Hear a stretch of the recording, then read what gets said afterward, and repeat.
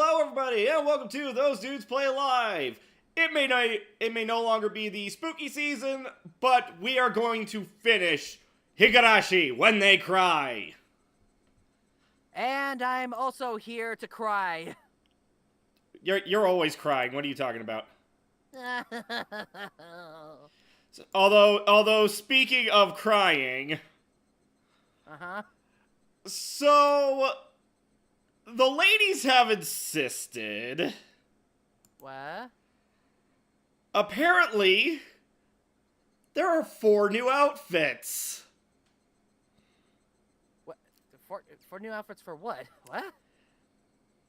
Okay, hold on. Now I just want to see if Xandru can put it together. Okay.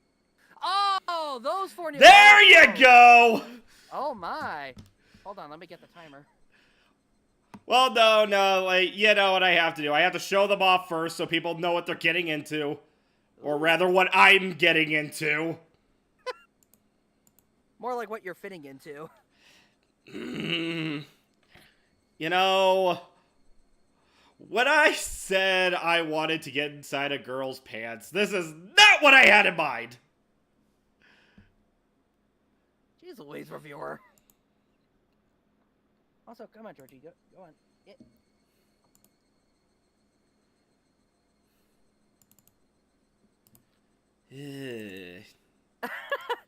Monster King. That's right, Andrew. 4 new outfits for Mr. It. Yeah, wouldn't that be something? Yeah. Like, honestly, he'd probably look better at these than I do. Speaking of new outfit, Yes. I can't think of it. Never mind. I'll maybe after stream as what I'll talk about it. Alright, so here's the first new one as designed by Lady Solana. Uh-oh. Unfortunately, I can't watch it, I'm watching it, Alright, so this is the new one, and oh my god, this thing doesn't even have a skirt, much less pants! Wait, what? Oh, heavens! You guys can't and will not see it, but there is nothing but underwear below the waist. Well then. Because Lady Solana went from the most conservative to the most not conservative, I guess. 1 minute, just like, oh, let's make something tame, and then crank the outfit. All right, now give me a minute. Lady Solana, Keyblade. That's the one. Ugh. Good Oh God. no, Crystal got a nosebleed. Break it out, Fro. Good night, everybody. Oh, we've only just started. Speaking of started, Shimmy King grabs Andrew and chucks him 50 feet in the air. Wait for it. He begins falling back to the ground. Wait for it. As he comes back into range, a giant rock hits him from stage left. 4! Hi, Shimmy King. Also, ow. Alright, now, here's the second new one as designed by Midnight. Oh, no. Oh, my goodness. This feels like it's just adding insult to injury. Again, I wouldn't know yet until the... Oh, that's... Huh. Well, that's interesting. And yes, there is a tail. Okay, It is not very comfortable. Ah, that's great. Shut up.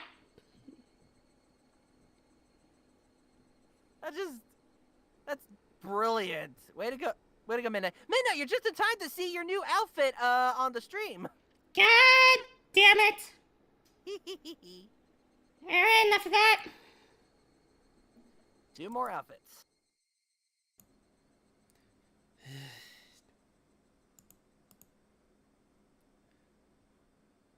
While you're doing that, let's see who's in the stream. We've got Keyblade, Crystal, Monster King, Derek, CR92, Jacerum, Shane, Fang Spectre.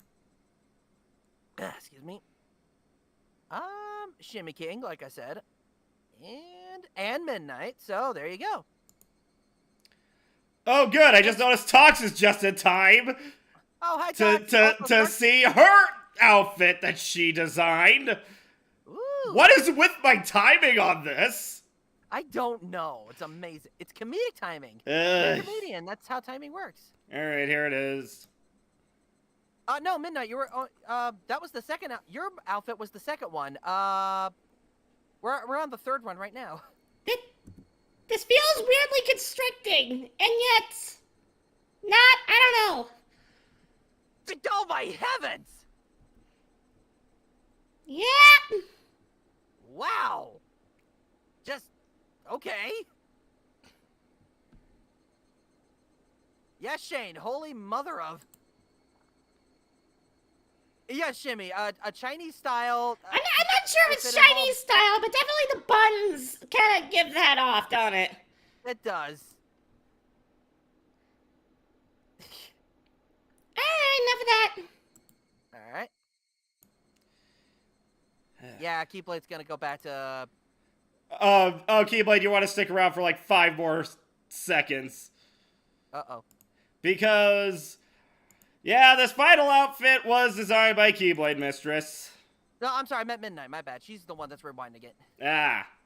Here we go again. Alright. Fang Spectre. Mommy, sorry. Shut up. But sorry. I swear to God, if any of you tries asking for wishes, I will ban all of you!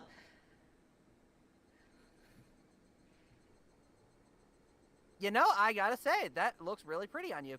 Shut up!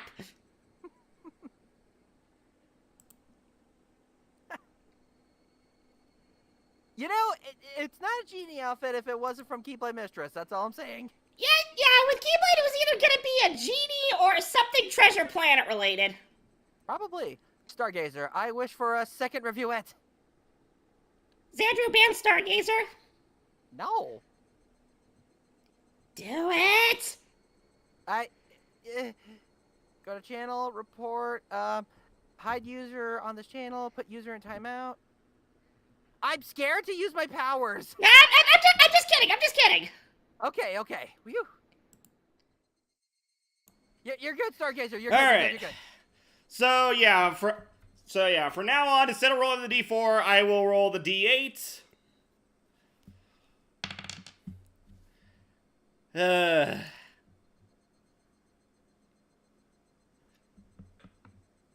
things I do for you people. Stargazer, I'm innocent boy. Alright, so let's see. So, we got ourselves a 5-minute timer and a 10-minute timer. Ah! I keep knocking my hand on the microphone. So that's yeah, right. I should probably say, so the original Lady Salon outfit is still gonna be like number 1. Yeah, 1, 2, 3, and 4 have not changed. The second Lady Salon outfit is gonna be number 5. Midnight's gonna be 6. Tox 7 and Keyblade 8. Ah! So remember, if you want a specific one, it's $25 instead of $20. Mm-hmm. And you gotta pick the number. Yep. Higurashi when they cry. The 7th expansion presents. Welcome to Inazama when they cry. Okay, so you think we'll be able to finish this tonight? Let's put it this way. Uh-huh. No matter what, this is gonna be the last Higurashi stream. Okay, here we go. The very last Higurashi stream? Until I decide otherwise. Yeah, that's fair. Thank you, guys. You're welcome. Okay, yeah. I press. Yeah, we were talking to Detective Oishi here about the strange connection that our friends have to the original murder that was a result of the dam project. Oh, the one with the missing hand. Yeah. Or arm. Alright, Shio-sama. Yeah, let's see how he destroys the stream this week. Chi. Is it a it? female? I don't know. Well, when you say sama, wouldn't that be referred to the female? I don't know. Yes, Crystal Star Girls, happy Day of the Dead. Happy Dia de los Muertos to all of our Mexican viewers. Hey, reviewer, Uncle Andrew, how was your Halloween? Pretty good. I got to dress up in my Ghostbuster outfit. Same. Although, at my work, my boss was like, hey, can I take a picture of you, and share it on our library's Instagram? And I'm like, okay, sure. And apparently, like, I got to be, like, the most popular subject on that Instagram, apparently. Okay, so according to CR2, Sama just means God. Oh, there you go. Okay. But, yeah, freaking first Higurashi stream, my computer crashed. Second Higurashi stream, I lost power. Let's see what happens this week. Just be thankful we're not doing a 7-day stream, otherwise you would die from the ring. Oh, you know what? After God. those outfits, maybe that would be a good thing. Something, I don't know. What? Don't jinx it, that's all I can say. Yes, thank you, Shane. I felt like someone's stone cold hand was caressing my back. Why? Why have Rena spoken of Urshiya-sama before she even came to Himizawa? It seems that you spoke of was like a ghost, appearing in her house every night. Standing over her pillow, looking down at her. That's not creepy.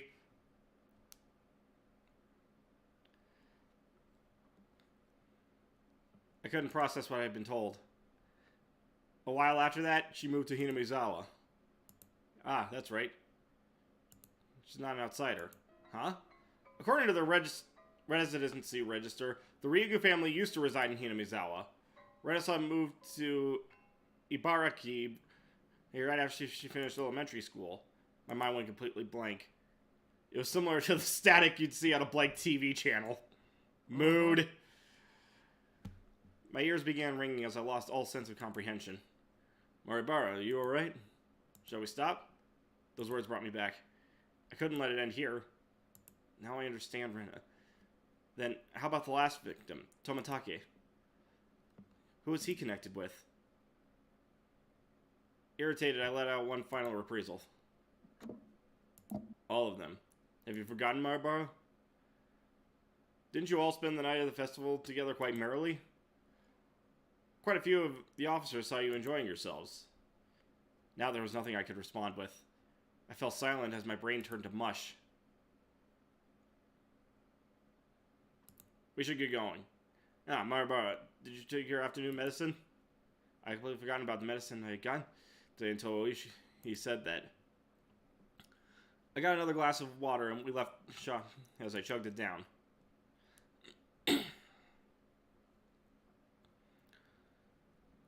We got in the car and returned to Hinamizawa via the rough road. I never really paid attention when I was on my bike, but do cars normally shake this much? It was almost as if the road was desperately trying to tell me something. That big jolt was from the difference in elevation of the road when it changed from cement to dirt. I was certain that I heard Tomataki-san scream. I sat in silence, just letting myself be shaken by the car. I'll drop you off at your house. You missed school because you were ill, correct? My apologies for the long conversation. Why did you talk to me? I blurted out. I really just blurted it out. I didn't expect... I did check with you first, didn't I? If we should just stop. Not that. Why did you reach out to me? I understood quite well that Oishi was investigating the string of suspicious incidents. But why is he telling me all this? I knew nothing and I couldn't help. Everything Oishi spoke of was news to me. First of all, what could I, having just moved here, know? By chance, if there was a reason for Oishi to reach out to me, then it would have to be that I looked suspicious to Oishi, as I was part of Mion's circle of friends. I'm retiring this year. I plan on moving away after retiring as my grandma wants. Oh. So while I'm still on this case, I want to bring the truth behind this incident to light. So, Oishi, you suspect them, don't you? All of them. Oishi didn't really give a response. It felt a little late, but I thought that this was his way of showing a bit of consideration for my feelings. This is mostly intuition from 30 years on this job. Maribara, you're the one in danger. Huh? I wanted to provide with that's absurd, but in my downtrodden state, I couldn't bring myself to say it. I'll be retiring this year, so I won't be at the Watanagashi next year. So I want to settle things.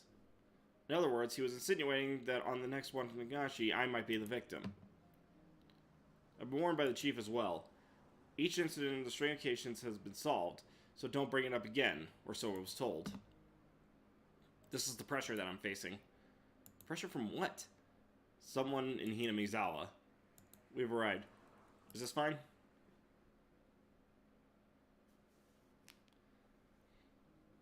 After some time, the car finally reached the path up to my house. The clock read 2 p.m. I was surprised that so little time had passed since we ate. It was hot outside the car. The chirping of the Higurashi hurt my ears. I won't mind if you just forgot everything I told you today. But I'm still going to keep investigating.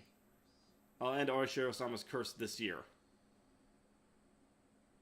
So you're saying I should contact you if anything happens? It's fine. Just contact me when you feel you have to, Maribara. I wasn't collected enough to understand Oishi's roundabout way of saying it. Be sure to take it easy. I'm sorry for throwing all this at you while you're taking the day off because you're sick. I didn't really give any sort of response. I'll always be on your side. If anything, believe that. I'll be off now. Well. Why you got a chance? Yes, I just noticed that. Yes, Midnight, you can share your artwork now.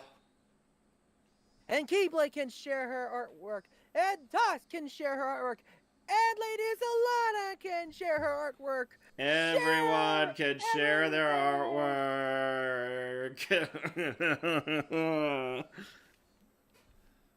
Frankie Toffro. So who's gonna start us off with the first $20? Well, we'll just have to see, Frankie. We'll just have to see. That's gonna be so much scarier than anything in this game. CR. Xandru is Oprah. The tires crunched over the dirt road as the car made a U-turn and disappeared into a cloud of kicked-up dust. Felt like I was watching a boat only throw me a lifesaver in shark-infested waters before disappearing into a distance. That was the first time I thought Oishi was being unfair. Telling me that I was going to be the next victim and then just saying to contact him if something happened. This wasn't a criminal investigation. He was fishing, and I was the bait dangling off the line. At least I'm a master of being bait. I am the master, but wait.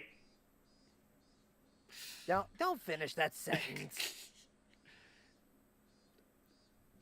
I'm sorry, Xandru. What did you think I was going to say?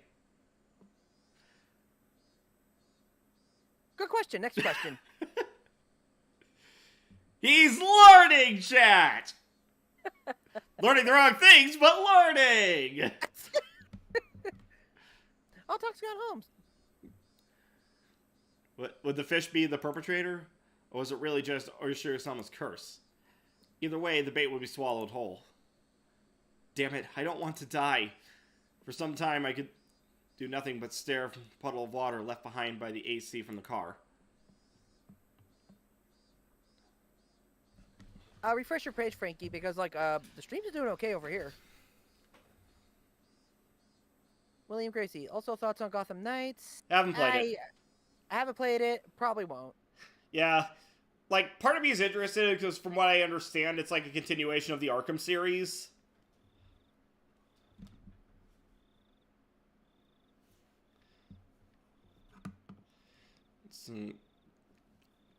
I wonder how much time has passed since I laid down. It was getting dark outside. My body was soaked in sweat. It would probably be a good idea to change my sheets. At that moment, the phone downstairs rang. It's probably Mom. Mom was quite the worrywart. Maybe she had called many times, but I just didn't notice it.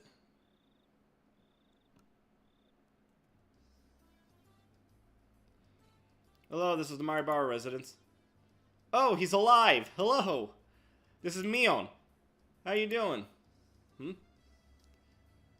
Is this one of Keiichi's friends? Keiichi is resting now, but shall I put him on? Huh? Is this his dad? Sorry. Idiot. Idiot, you fell for it. Huh? Keiichi! After our exchange, we both had a good laugh together. Except I was suspicious of her even as we were laughing. Was everybody really involved in the incidents? The fact that I couldn't say no saddened me. I'm relieved that you seem well. Rena was really worried, you know. Sataka-chan was happy and said you got what you deserved. Rika-chan said how unfortunate he's sick. Looks like everyone was making a big deal out of it. Well, you know. It's okay, Chan. Is now a bad time to come pay you a visit? A visit? No, it's okay. It's not like I'm dying. My grandma made a ton of mochi, you see. Mochi! Have you ever tried mochi? Yeah, actually.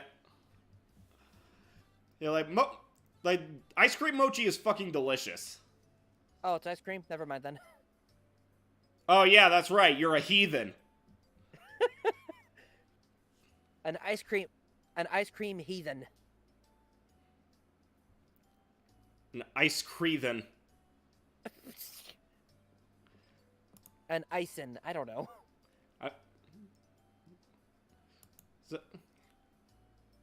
Hey now, you'll catch my cold. Not to worry, both Ren and I are too stupid to catch a cold. I don't think that's how that works. Like Mion is definitely too stubborn to catch a cold. But stupid? If stupidity was like the reason you can't catch a cold, then 2020 wouldn't have not been a thing. Well, that's the common cold, not COVID. Fair. See, we'll be there in a bit. Showing up cheerfully. Rena's coming too?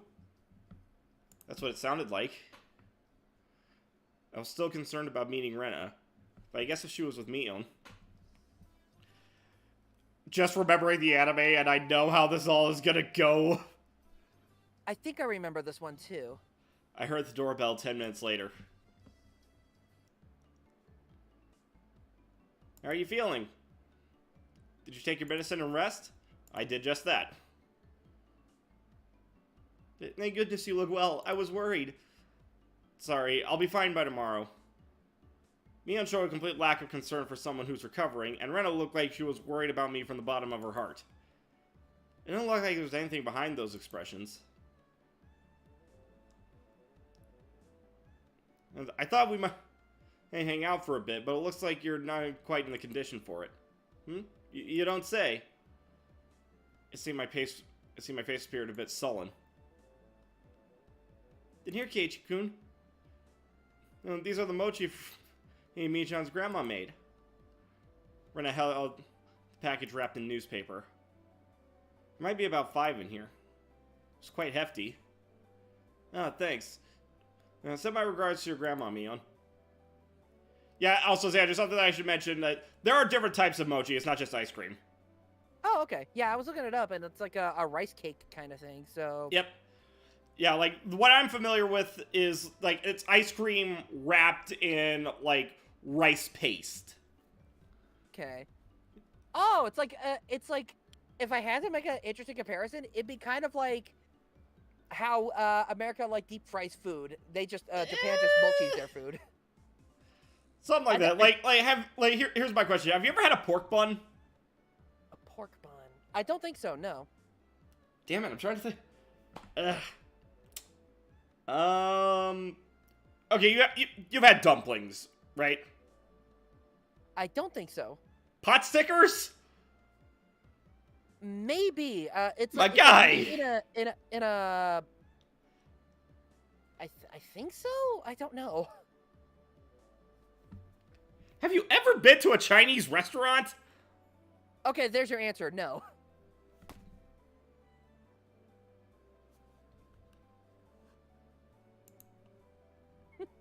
That disappointed, huh? Oh, you were definitely that disappointed. Go figure. How? I don't know. Not my thing. How do you know if it's not your thing if you've never tried it? From the smell.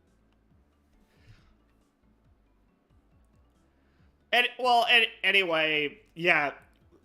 Like, just because Tox is saying that's a bad comparison. My point was, it was kind of like a pot sticker, except instead of using a noodle to wrap the contents, it's rice paste.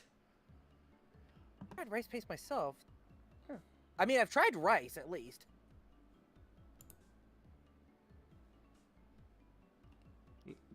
Like, yep. There's one I made in there as well. Wonder if Cage, you can guess which one. I know where that's going, and it scares me! Oh, boy. This is Cage-Con's homework since he missed the club meeting today. There are letters on each of the mochi, so I'll ask you tomorrow. Were you checking if I was feeling better, or did you just come here for club activities? Yep, looking fine. I guess you'll be able to make it tomorrow. And what are you gonna do if my fever comes back because of your shenanigans? Michan, we shouldn't be making such a racket. Let's go. The other people here will get angry. Both of them thought my parents were home. It was because the entryway was a mess. You're right, let's get going. By the way, Kei-chan. Yeah? What did you eat for lunch? Oh, no. The sudden question startled as I went wide-eyed. And when I saw me, I'd never seen her like that. It was a highly unsettling visage. But why? Why is she asking me about what I ate for lunch? What she said was so insane and was almost meaningless. The way she said it, it was almost like she didn't even care about at all about what I ate. I ate out. She must have suspected that I was with Oishi-san. Anyway, I felt that if I hesitated or tried to change the subject, then they'd read too deep into it. So I tried answering as quickly as possible. Except, contrary to the efforts I made, there was a pause before they replied. Oh, boy. So you ate out for lunch, Keiichi-kun? The glimmer from Rena's eyes had changed at some point as well. It was now sharp, as if she was going to make me feel the feigned ignorance behind her words even more. As if she already knew. That's how it looked to me. Well, was it good? Why are you asking me this? Mia was speaking in an unusually low tone. Almost as if she knew that I had eaten at the restaurant in town. No, I'm overthinking this. I mean, both of them should have been in school at lunchtime. There's no way they could have known where I was. Seems we were within rather... Almighty Google! Please inform us of what the fuck that word means! Let's see. Let's see. A stern and cold in appearance of manner. An austere looking older guy. Okay. Morally strict is another definition I've got. Flop. The package with the mochi I was holding slipped out of my hands. I could tell the blood had drained from my face, making me go pale. Oh, Keiichi-kun. Who was he? Could it be the person from before, I wonder? I could feel the back of my throat going dry. This was no longer a bluff. They knew everything? How do you know about that? It took everything I had to finally force those words from my throat. My knees were shaking. Because there's nothing this old man doesn't know. Mion sneered knowingly. Her laugh seemed to carry on forever. So, Kei-chan, what did you talk about? Seems like you got pretty worked up over it, too. We weren't talking about you guys. It didn't have anything to do with you or Rena.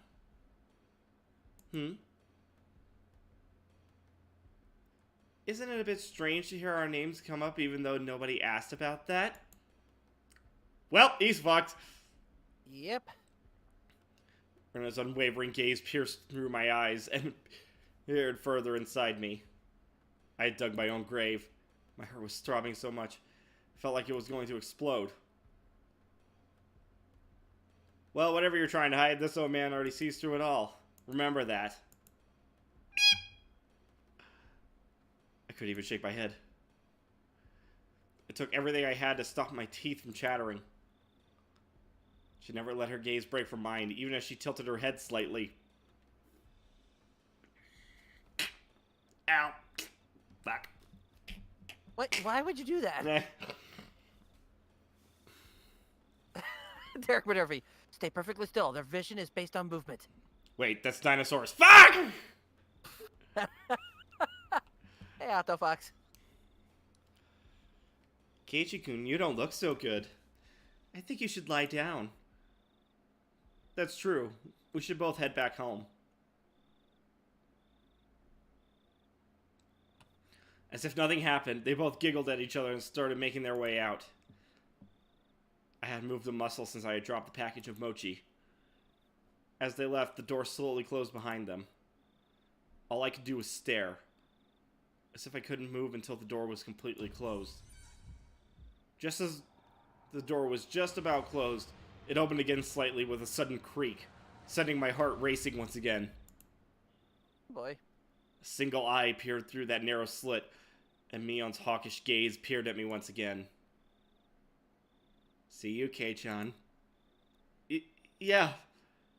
I'd hate it if you missed school tomorrow, alright? Thud. The door closed. I wasn't able to move a muscle even after their low laughter died off into the distance and silence once again enveloped the room. Coming back to my senses, the first thing I did was lock the door.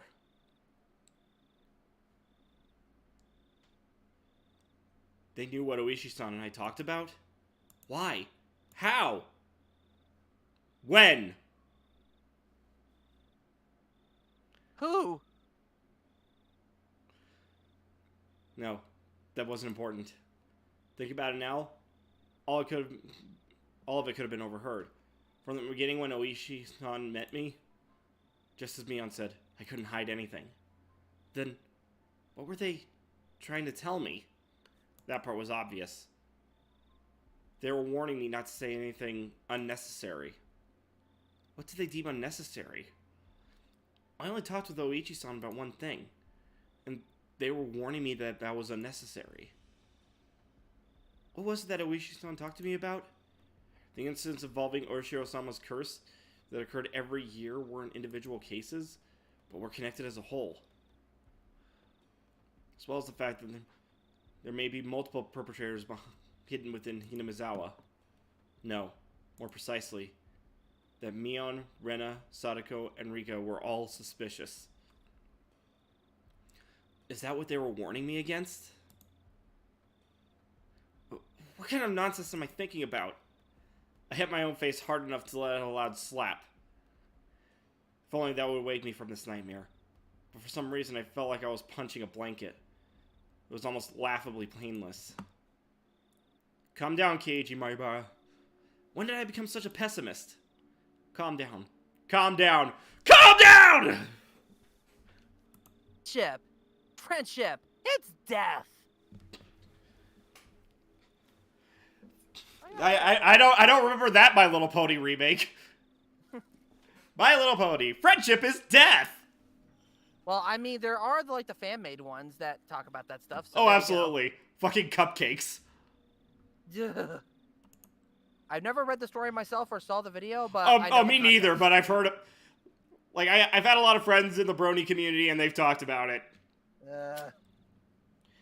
Fun times!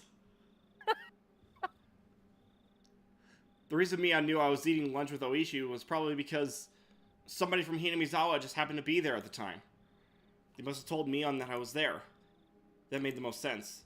Plus, come to think of it, she didn't ask me where I ate lunch, did she? She only asked, was it good? They were just curious since I was together with someone not from Hinamizawa.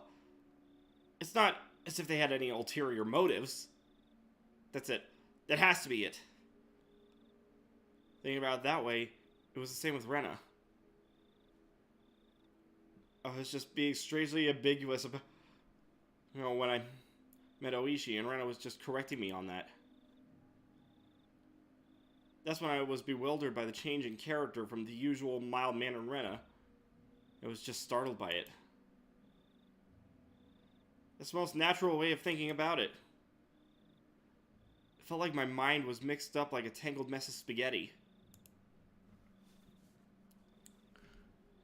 Deep red marinara sauce would have poured out of my nose and ears if you squeezed my head. That line could have been cut. Yeah. Thinking that, I suddenly felt like vomiting. I really didn't want that to happen, so I stopped holding my head. Lately, I had no idea what anyone was saying. Spending time with them was fun. It didn't feel like there was any sort of hidden agenda. I really do think that they're a good bunch of people. When I just moved here and couldn't make heads or tails of everything, they were really kind to me. Rena was really kind and always looked after me. As long as that strange affliction didn't rear its ugly head, she was really pretty cute. Mion is also a really good person. She didn't care about anyone's age or gender, and she was optimistic and outgoing. I was never bored when I was with her. And talking of not getting bored, Rabachi Sadako was a good person for that too. She was pretty bratty, but that was just the way she interacted with others. Rika-chan was the same way. She didn't speak often, but that didn't mean she was always silent. They're my friends. But after hearing the better untold secrets of Hinamizawa from Oishi and Toмотake, when I was told about Oshiro-sama, I had it for a while and then I lost it. Oshiro-sama's? Oshiro-sama, her thing started going crazy. Then hearing from Oishi that Mion, Rena, Satoko, and Rika were all suspicious. After that, everyone changed. That's right. It all started getting weird after Oishi told me all this strange stuff. At the time, I really should have not just not listened to those weird stories. And I even shouldn't have heard about the past incidents from Toмотake the night of the Watanagashi. If I hadn't gotten that strange sense of curiosity, if I just hadn't... That's right. So that's why they... Killed. Either killed or murdered. You see... There's no... I don't even get why they're censoring that. The other thing that I say is like... Let's see. 1, 2, 3, 4 stars. Let's see. They 4-starred... Oh my gosh, they 4-starred the Toмотake! Team 4-star, you bastards! I should have known! The mustache song was a cover-up! If you'll excuse me, I need to get my tinfoil hat. No, Xandru, there's another word there. Let's see. K-I-L-L killed. M-U-R-D... I'm scared to even ask. Alright, Xandru, let's spell it out together, okay? Okay. F. Oh! Come on! Okay, I get it. Okay, come on! Say it with me. F-R-I-G. They frigged him, okay. No, say it with me. F. F. U. U. C. 2. C. No, people, stop it. C. So that's why they fluffed him. Okay, that makes C. sense. C. You know what? No, now we have to start over. Oh my god, F. man. F. U. U. C. C. K. K. What's that spell?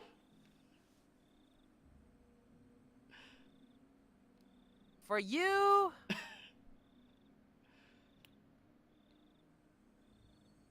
I can't come up with anything for C and K, so yeah. I got nothing. Let's see. For you, Colin, nothing with a K. You don't know how to spell. I've established this. You know this. Now just say a line from Beetlejuice the musical. B to the double E J F C and Jesus, I can't spell. Ha, Monster King. How dare you say F-U, Xandru, so dirty? Yeah, that's what I was trying to. That's why I said too. F-U too. That impudent outsider speaking to the likes of me after everybody went out of their way to keep it a secret from me. They'll probably fuck Oishi as well. For trying to unearth what everybody was... it was better left buried. Besides that, he was unforgivable for spewing words that made me doubt the others. Of course a guy like that is going to be fucked. Tox, Xandra, I knew you couldn't read, but spelling too? For shame. For shame.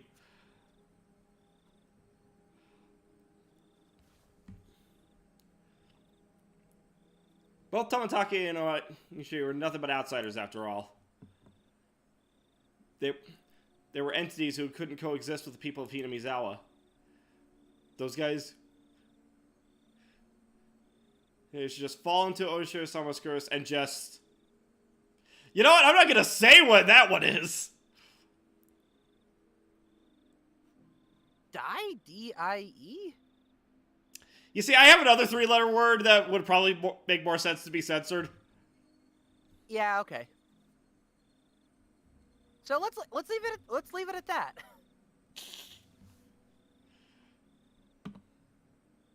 No, not that one, Midnight. It has to be a verb. Let's put it like that. Fuck! Fuck! Well, to lighten up the mood, water bucket number 6, please. Which one was number 6 again? Hold on. God damn it! Xandru, why do you do these things to me? Better question. Why do you keep wanting me to drop the F-bomb?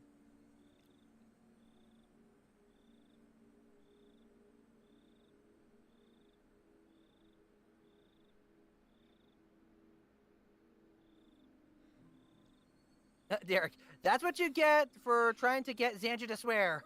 If I stay perfectly still, maybe they'll think that the stream is frozen. Reviewer, will you knock it off? I am training in the art of Drax, sir! Okay, watch this. I'm gonna stay so still that you guys are gonna be able to see me. Watch.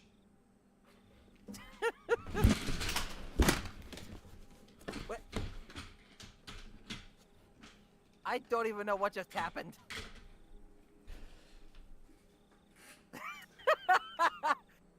Did your camera just fall?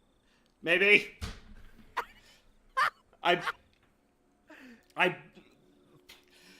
So I leaned over my chair. I accidentally knocked a few things over. Oh my gosh, that's amazing. I gotta say that would make great for honestly, that makes great for a horror scene.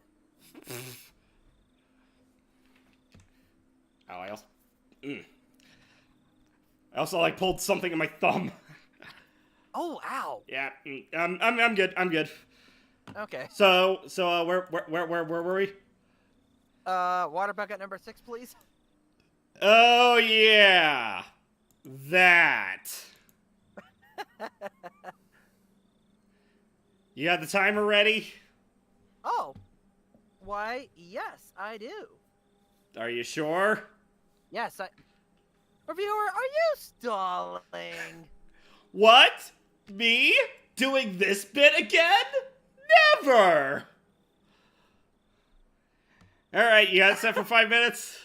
Set it for 5 minutes. Also, midnight. And yeah, for us. Right, yeah? I am not doing that! Ah.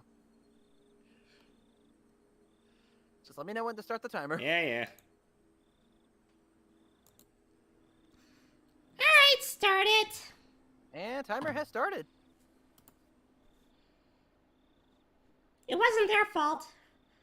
It was my fault for not being able to hold back my curiosity. It wasn't their fault. It wasn't their fault. It wasn't their... I ain't reading all that. It wasn't their fault. It wasn't their fault. It wasn't their fault. It wasn't their fault. It wasn't their fault. That feels like a Just Monica moment. Right?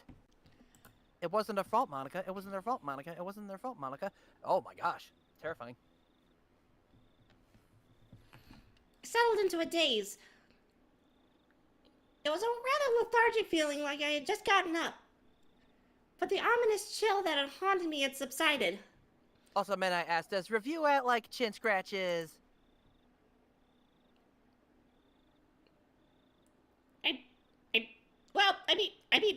I do, but it has nothing to do with this! Tell me chin scratches aren't nice! I wouldn't know. I've never had my chin scratched before. Prude!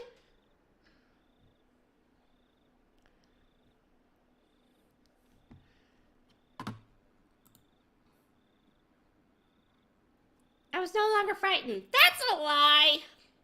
Mm-hmm. I had completely recovered.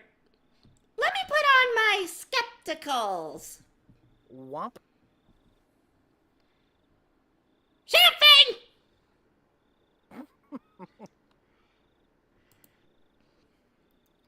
I'll go to school tomorrow, right as rain.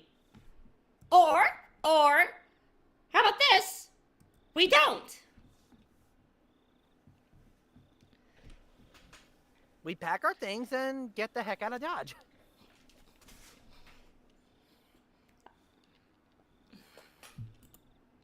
Okay, everyone, I'll take part in club activities. It'll definitely be fun.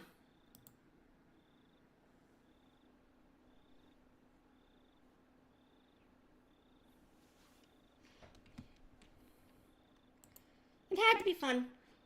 I was one of them, after all. Ah, that reminds me. I need to eat those mochi. Oh, here it comes! Oh no. I hope I'm able to tell which one Rena made. I remember the homework the two brought with them when they visited me. But wow, our club did delivery. That was something else. Out of curiosity, how much time do I have left on the timer? 2 minutes. It's like I want to read this as myself, but Hold on. I don't know if I can stall for 2 minutes. Oh, don't worry. That's why I'm here. I can help you stall for 2 minutes.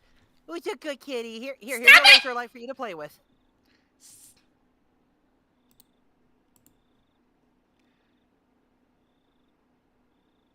Bad kitty. Bad kitty.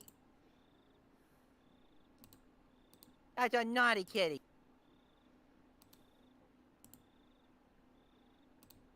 You're having too much. Stop. Kitty!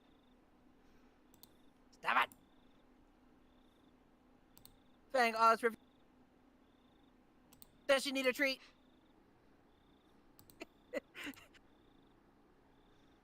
Oh, review at Buddha's. That. Done right, said Shane. Midnight Becky.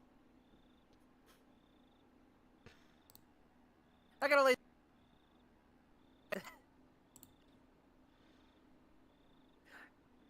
Are you quite finished? Huh? Are you quite finished?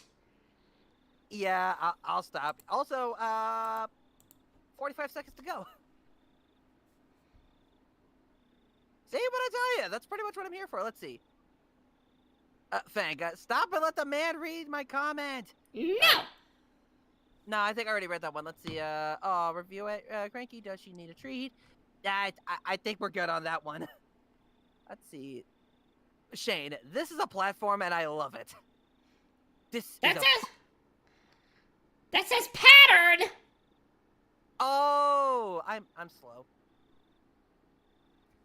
I can't spell, I can't read, and yet somehow I'm in charge of the timer.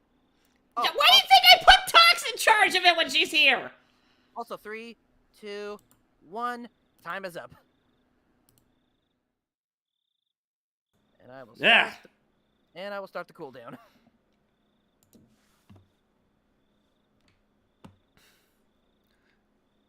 Alright, anyway. I picked up the package I dropped on the floor and headed into the living room. It would be nice, I guess, to have some tea with it. To fill my mouth with mochi while drinking tea.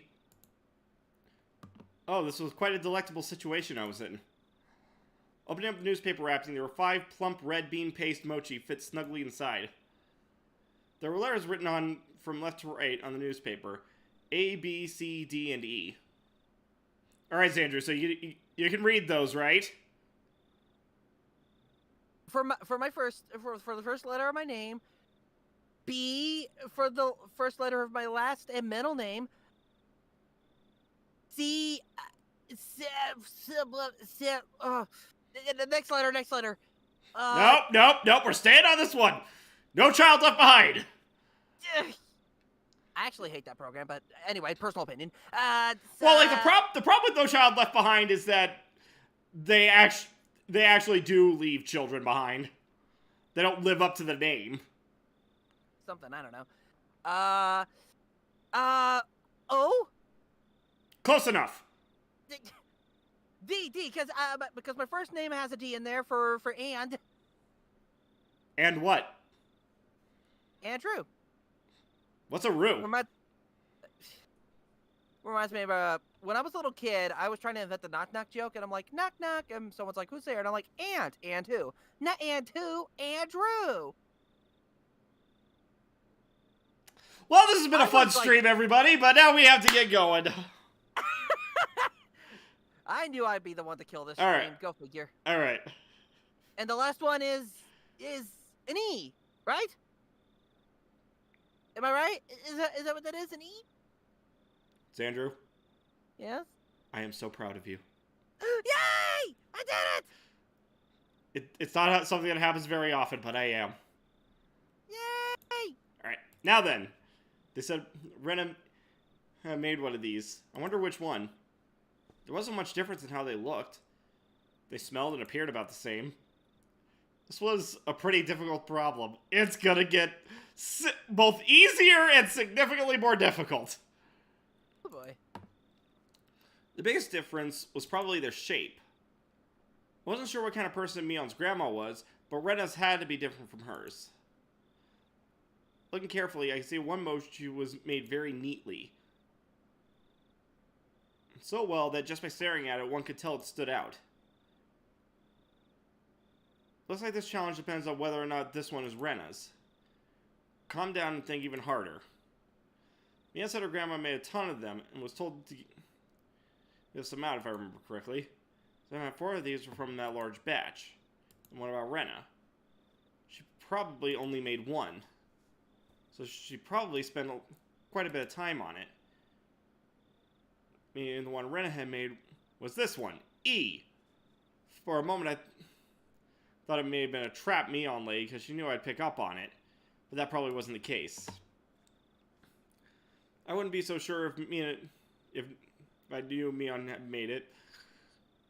Yeah, but since she said Rena made it, it probably wasn't a trap. Alright. My tea is ready too. Oh boy.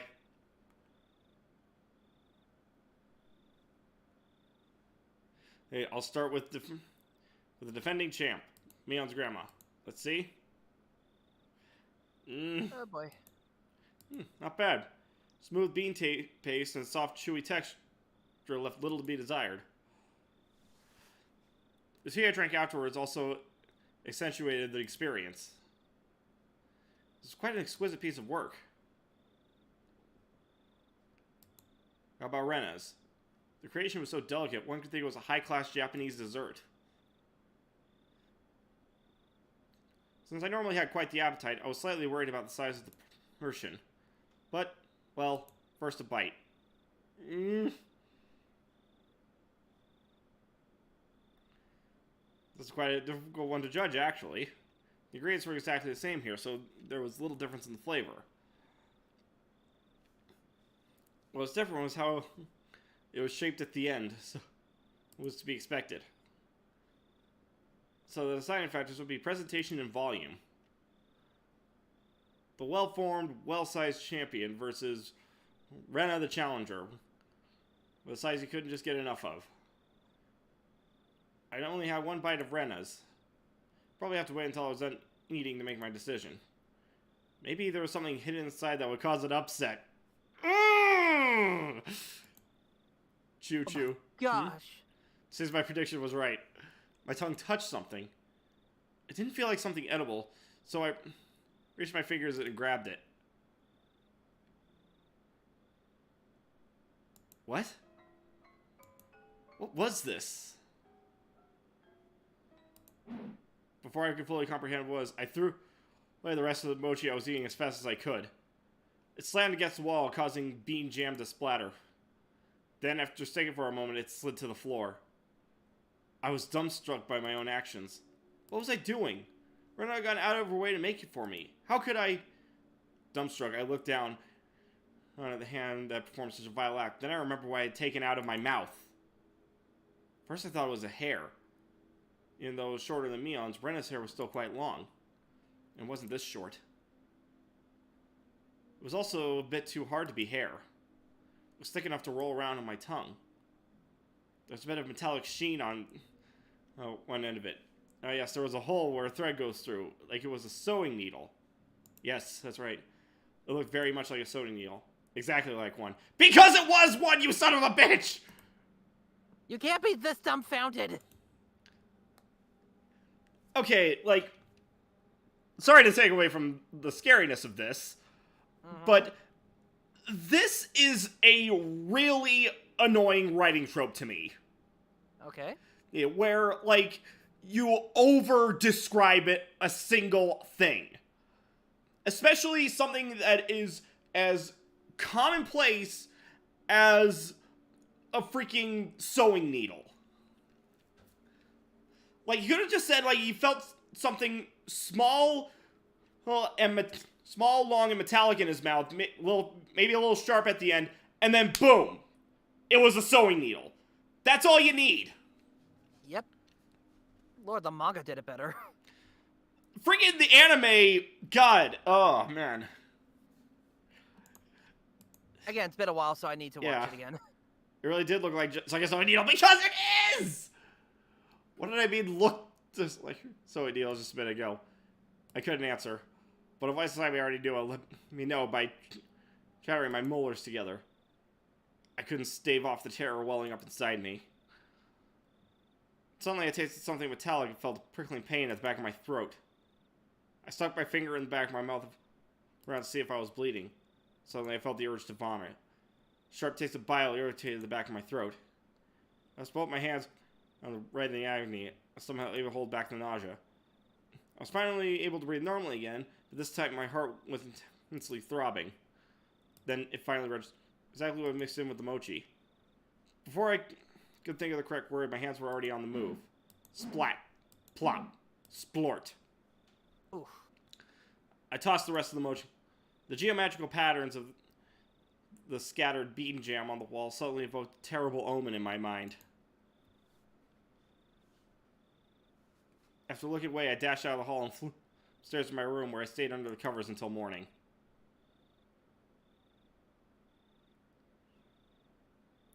So yeah, one of the mochi had a freaking sewing needle in it. Fun. Yeah, compare that to, like, the anime where, like, he just, like, takes a bite out of the mochi, like, has a shocked expression on his face, and then just spits out the sewing needle with a lot of blood. Oh. Like, that is so much more effective than over-explaining it. Yep. And then again, the explanation could be so much better, too. It'd be like an explanation point when you're bending into it, and you're like, explanation point. Immediately, I spat the food out of my mouth. Throw the rest. Well, of yeah, it, but like and... at that point, that's just the basics of writing a novel. But okay. But what my problem is here is that they're over-explaining it. Like, could it have been? No. Could it? I continue explaining what the hell a freaking sewing needle is. And how this almost feels exactly like one. Maybe because it is one! This wasn't Also, your cooldown is up. I was about to read that. This wasn't a threat or a warning or a reminder. But that, what Xandru just said, is a threat, warning, and reminder. I look at the timer as it goes off with a fun little expression of saying that the time is up. I say, the time is up. Reviewer immediately invokes great fear as he opens his eyes greatly, knowing that he'll be donated money. And then...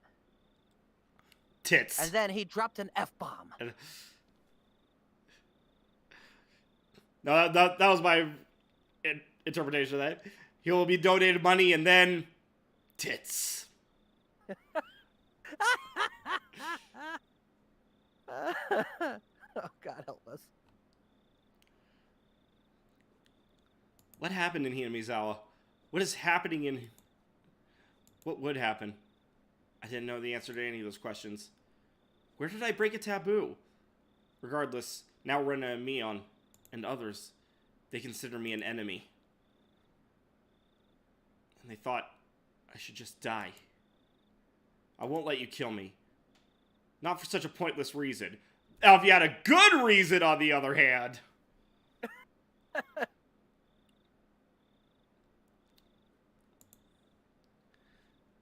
I fell into a restless sleep as I was crushed by my negative emotions. It was I was being drawn into a billowing, bottomless marsh.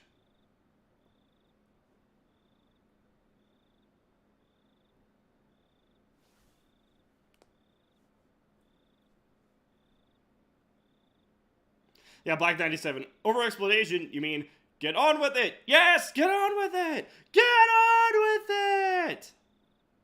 Monty Python. I swear, the stream is full of Monty Python references. Oh, always.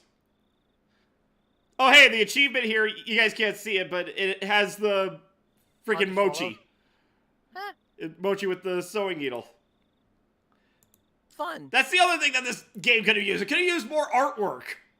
Yes. Like with the with one I forget which one was it. It was Mion appearing through the door window through the door. Oh god, that is so fucking creepy in the anime. Oh, absolutely. Welcome to Hinamizawa, aka you are Boneville. That is correct, CR. That is correct. My face made a reviewer. Don't tell me. I'm about to be chased with a mob of fans with water buckets and dresses. Yep. Ice and lemons mixed in? Most likely. Bring it on. Did you just run away again? Maybe. Tap, tap, tap. The sound of muffled footsteps in front of the door to my room. A moment of silence, as if whomever they belonged to was ascertaining if I was inside. Of all the things I should have been doing, I continued on with my restless slumber. Fucking mood right there.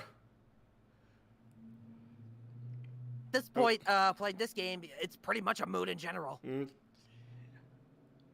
I was very much conscious, but my body hadn't caught up yet. Even with the danger bearing down on me from just beyond the door, it's as if I was completely paralyzed, unable to move. Without a doubt, this was sheer terror. Please, just leave. Hey, Why isn't my body awake yet? If they came into my room right now, then it's just a mom.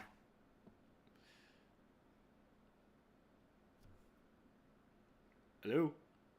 Hello? Hello, game. Uh-oh.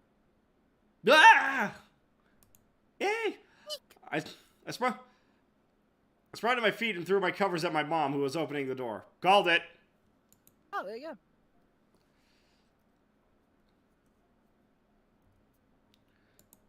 Whoa, Kenichi, what's the matter? Sorry, I was still half asleep. I thought it was still 1 or 2 a.m., but the morning sun was already streaming through the gap between the curtains. You ever have one of those nights where you wake up, you swear it's like 3 or 4 in the morning, and it's only like 1 a.m.? Nope, because I usually stay up at... God damn it! Jonathan Young's Water Buckets. Boops, Uncles Andrew, and Uncle Reviewer. So, what is your non-spoiler opinions on the latest Death Battle? Also, what movies are you ready for? No opinions on the latest Death Battles, because I don't really watch Death Battle all that often. Fair. Alright, let's see what the frickin' D8 has for us. Oh, that's right, Jonathan. Reviewer got 4 new outfits, so now we got a selection of 8 outfits to go through. You know, I used to consider 7 my lucky number. Tox! Tox! You did it! You did it! Lucky number 7! You know, it's ironic. Both of Tox's numbers are usually what I consider lucky numbers. 3 and 7. What the fuck? Yep. No, Fang. We're doing Tox's outfit. The cat outfit was, That was number 6. That was Midnight's. Alright, you got the timer ready? Oh. Yes, timer is ready. Are you sure? Yes. Positive. Yes.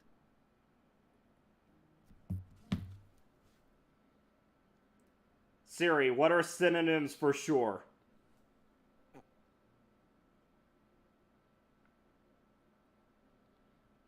I've never heard of this one before. Cocksure. What? Like, some common synonyms of sure are certain, cocksure, and positive. Cocksure? I've never heard that one before. Probably a British thing. I don't know. Probably.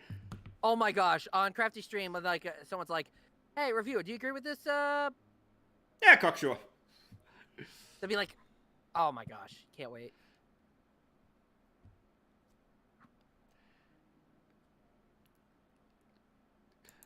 Right, Yeah, you guys have not. I am not going to quote unquote model them again.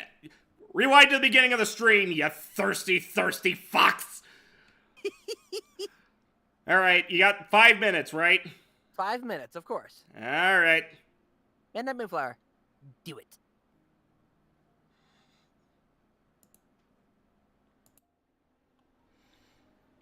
All right, start the timer. And timer has started. 5 minutes.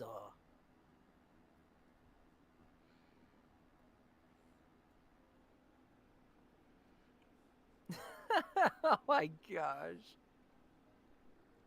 You know, if you're gonna say something, say it to my freaking face. No, it's just I find it interesting that like Tox's outfit before was like tame with number 3. Number 7's the one that's just like she's like, you know what? There you go. Yeah, like the first thing I said to her when she sent me this was, "Oh, this outfit's gonna be very popular."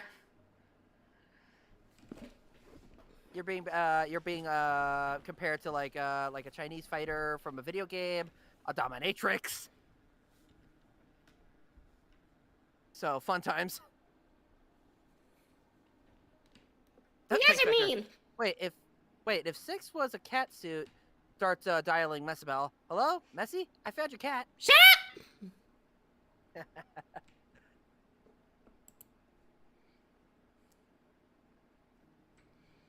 It felt nothing like morning. Yesterday, I must have fallen asleep right after that. Then I should have gotten a full 10 hours of rest. Yeah, that's not really how sleep works. Unfortunately, true. But this didn't feel like that at all. Welcome to adulthood, kid. Mm-hmm. My internal clock was completely screwed up and my sense of balance felt off. Fucking daylight savings time. Gosh, that's coming up this Saturday and Sunday, actually. Yep. So don't forget to change your clocks, kids.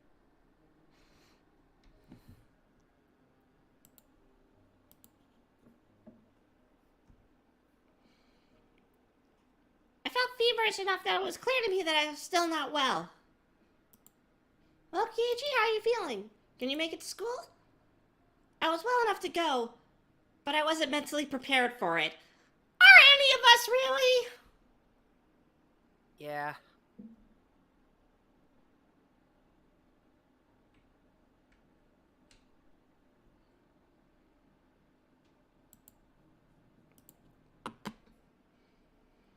I was still plagued with the terror from yesterday. If I had swallowed that needle, what would have happened? A very painful bowel movement. Oh. Or what if it had pierced my tongue? Free piercing! Right?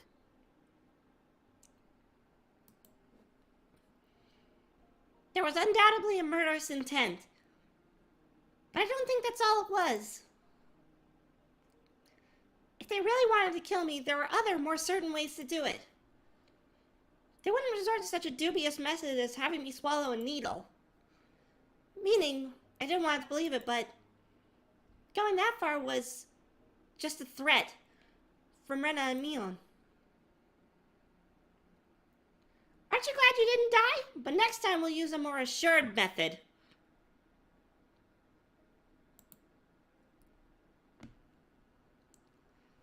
Like that. Something like sending a letter with a razor inside that would have been a joke compared to this. Yikes. Speaking of terror, how's that timer doing? You got 1 minute.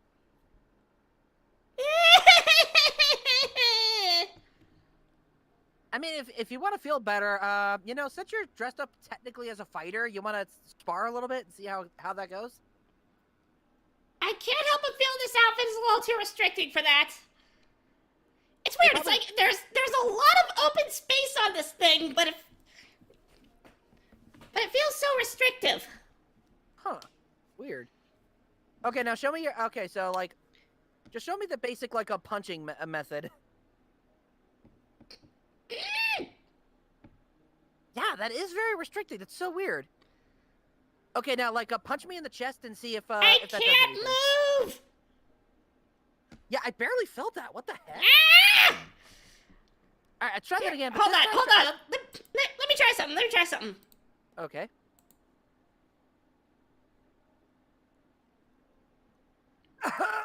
Ow! Ow! That was a good punch. Also, your time is up.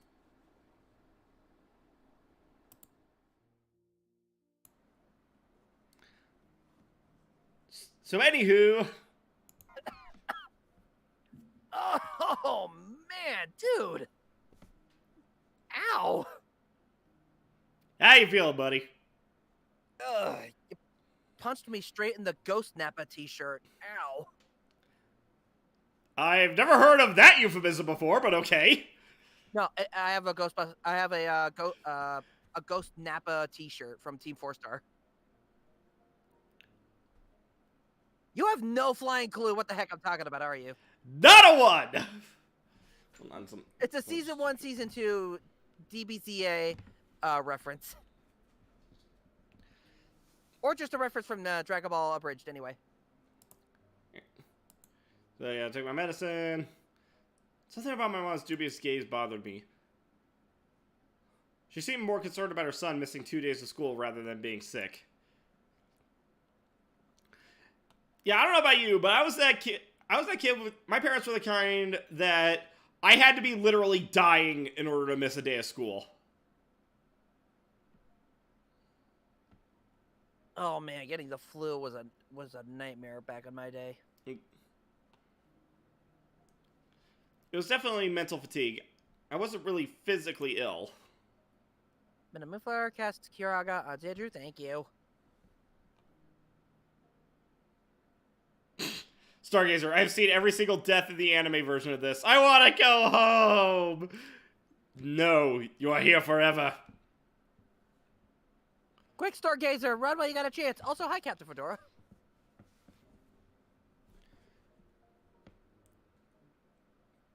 It'll be hard for you to get back on track once your daily routine is thrown off. Come on, get up. They say wellness is a state of mind. I heard that line many times before. I was given an award in elementary school for having perfect attendance. But it wasn't like I was healthier than everyone. Also, thanks. Fucking same. Thanks, Spectre. Good thing I'm a ghost, meaning reviewer can't even gut punch me for my teasing. Oh no, I can just hit you with my proton pack. I can just imagine you just picking up your proton pack and just smacking him with it. Just literally smack him with it. Oh no! What's that? Reviewer got the proton pack. He's got a proton. No wait, he's gonna. Oh my gosh! He used the proton smasher. Oh my gosh! Proton pack, proton smack. Am I right? Indeed, there, Timmy. Indeed. Come on, go wash your face. Breakfast is almost ready. There isn't much time before Renichan comes and gets you. the music paused at the perfect time there. Mom's told me I couldn't argue about it, so I had to give up on skipping a second day. By the way, were you the one who got bean paste all over the living room wall, Keiichi? You shouldn't do something like that. Your father was quite angry. I didn't feel particularly guilty for doing it, so I didn't have much of a reaction. Also, Mom didn't question me any further about it. Doesn't anyone want to know why I was throwing bean paste against the wall? 2 points to anyone who knows what I'm referencing there. I get no points. I am a sad bean. A sad bean paste. Ah! You see how we tie it together? It's all connected, man. It's a conspiracy. It's a theory. No, An no. anime theory. I was gonna start playing the X-Files theme.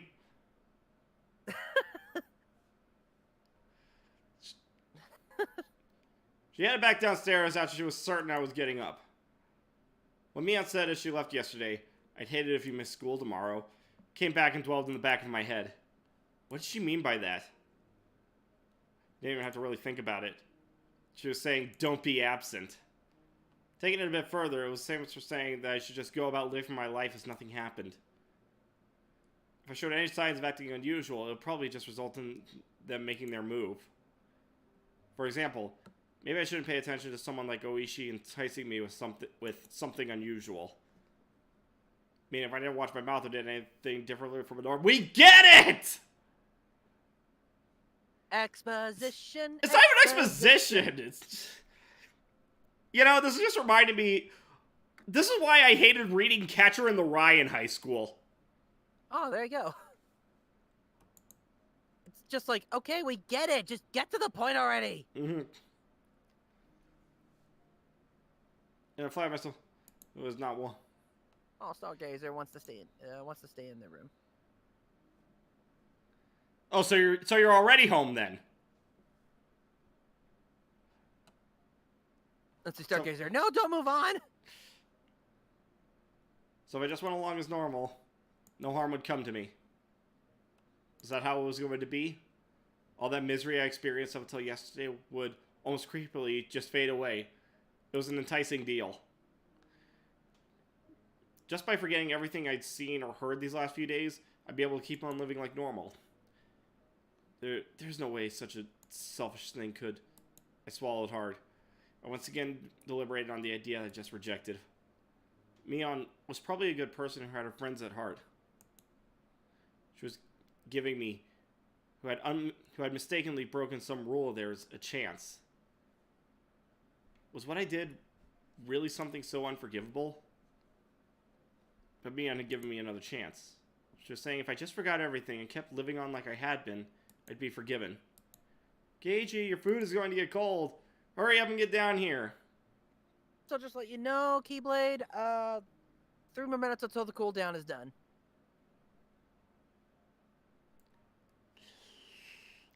No, Keyblade, it is not water bucket time! Oh, Black you don't... 97. Oh, go ahead. Go ahead. No, go ahead. Let's see. Black 97. Drone it out with exposition till our reader's hair is gray. Everyone should already know this, but let's tell it anyway. Drone out the exposition till our reader's hair is gray. Is that a song? I don't know, it's just reminding me, this is the song that never ends. It just goes on, my friends. No, wait, it would be, this is the song that never ends. To get to the blood and guts and death. That took a dark turn. Well, I crammed my textbooks in my bag and hastily made my way downstairs.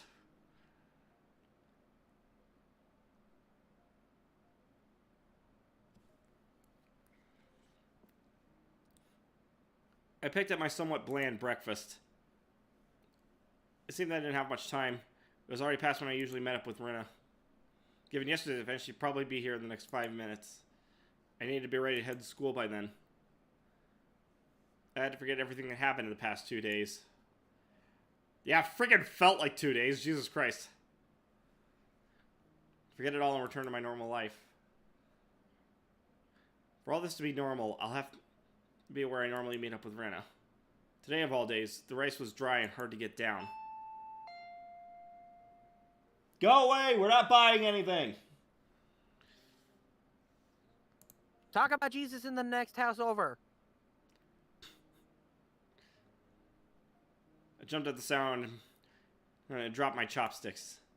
That chime signaled that Rena had arrived. Mom heard me. Actually, you know what? Bring Jesus over, please. We'd rather have him than Rena, please. Speak for yourself.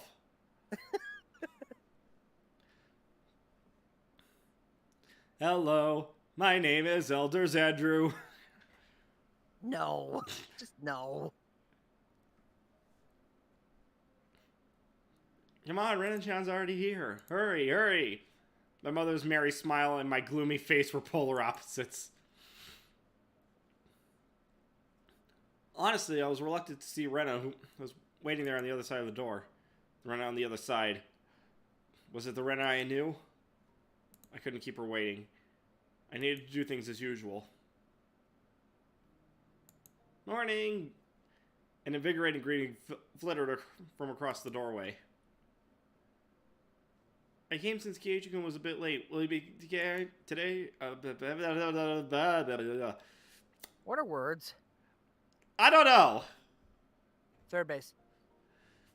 Like, again, like, you guys should see me when I'm filming. It gets nuts sometimes. Oh, absolutely. The manner in which Rena was concerned was, without a doubt, the Rena I knew.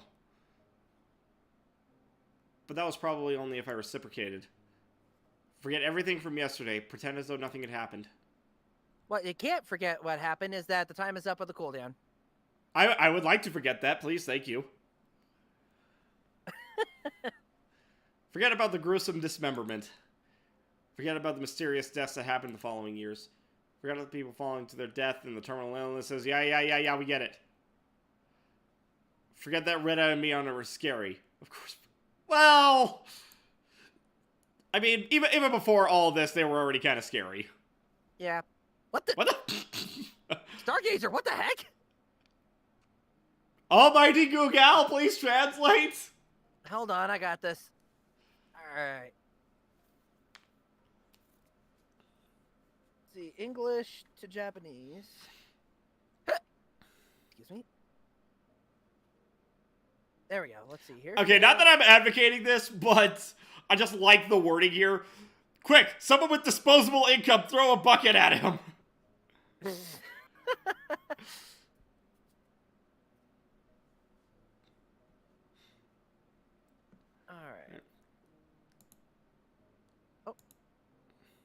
Forget. Okay. Hmm? So Let's what's see, the rough I don't want to translation? keep Okay, here's the translation. I don't want to keep watching, but I don't want to sleep or have nightmares. Uncle Andrew, help. Stargazer, I didn't know you wrote I didn't know you wrote Japanese. There is no help, only Zool. Rena once again asked to make sure. Can you make it to school? Yeah, I'm fine. Great, then let's go. Michan is waiting. Rena showed me her usual bright smile. I couldn't find any hint of deceit in her expression. My nervousness dissipated, giving way to relief.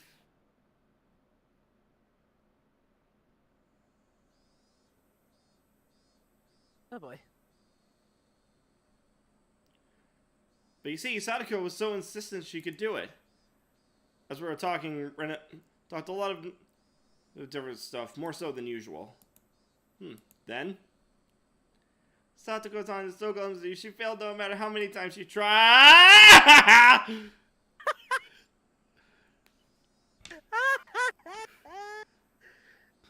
Midnight, with $20, boop and buckets.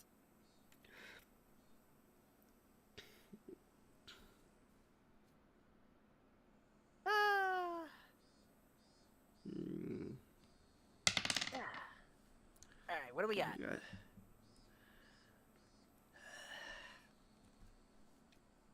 Number 6 again.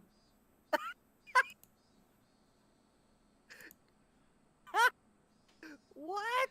I am having a night. Yeah, you are. Ooh, also, hold on. Another translation. Hold on. This is an interesting way to get my attention. Let's see, so paste. Let's see. Reviewers should wear maid outfits in the next streams. Andrew, don't read this out loud.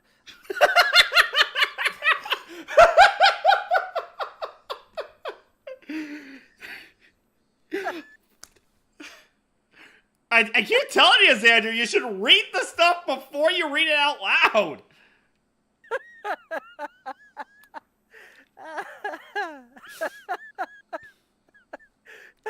But then we would have comedy.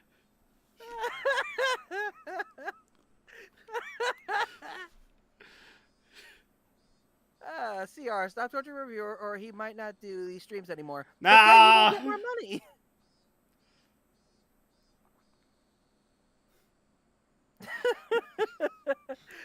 Thanks, Vector. Gets cat treats. Don't be cranky. Stop it. Queen. You, Got some stop treats that. for you. Stop that. Alright, Xander, you got the timer ready. Yes, I got the timer ready. Big stretch. Ugh. Roger Styles. You 5 had one job, Andrew. One job. 5 minutes. 5 minutes. 5 momentos. Yes, those Spanish words. I wish I knew how to say 5 minutes in Japanese. Let's see. Each Nissan Shigo. Yeah, I don't know. Hold on. Let's try. I'm just reading this. Phrasing. I felt a disturbance, as if Uncle Reviewer was having a nice day and was suddenly dripping wet. Good lord. All right, let's freaking do this. Ooh, hold on. What? You got? Hold on, Stargazer got something for us. Well, like that's the kanji. It doesn't really help me. Oh, 5 boo. 5 boo. Oh, dang that, but I closed it. Why did I do that? What did you close? The translator, just in case. All right, yeah. So you have the timer ready. I have the timer ready. Yes, for 5 boo. Are you sure? Yes. Positive. Dude, the more we get on with this, the faster you'll get out of that outfit. Cocksure? Cocksure. love that we're learning. I love that we're using these new words we're learning. Those noobs playing live, come for the review, wet boobs, stay for the learning. We're titillating with knowledge.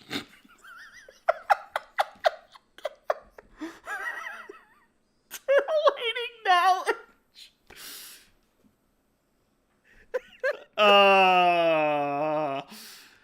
We have fun here. Yeah, we do. All right, I'm moving. Alright, start the timer. Starting the timer. Oh no, Captain Fedora's now getting on this. Let's see.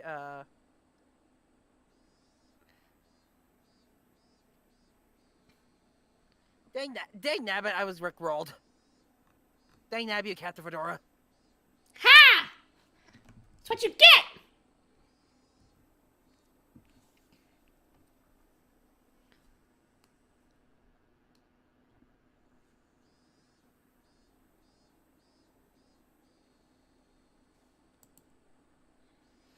Everything Rana talked about was just silly nonsense. So I just replied every so often and laughed from time to time. It was a rather laid-back conversation. We passed by one of our neighbors and they called out to us. Oh my, Kei-chan and Ren-chan, did you two a bit late today? Ren-chan said she was going out ahead. Uh-oh, did Mi-chan look mad, I wonder? We need to hurry up, Keiichi-kun. As I smiled and parted ways with our neighbor, they turned back towards me and stuck out a tongue. Not expecting that, I couldn't help but crack a smile. Keiichi-kun smiled. Huh? What? I stopped and stared at me. I was thinking you sounded recovered from your cold since you seemed down this morning, Keiichi. Now you seem fine.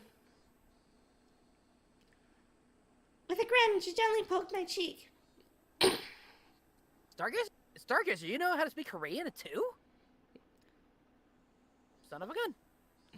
Anyway, continue. It was a bright, sincere smile. Hey, Keiichi Maribara. How can you still doubt Rena after she shows you a smile like that? You see, that's how they get you. I'm not just talking about Rena or Suzuki Hinamizawa. I'm talking about girls. Confound you girls and your prettiness. You and your feminine wiles.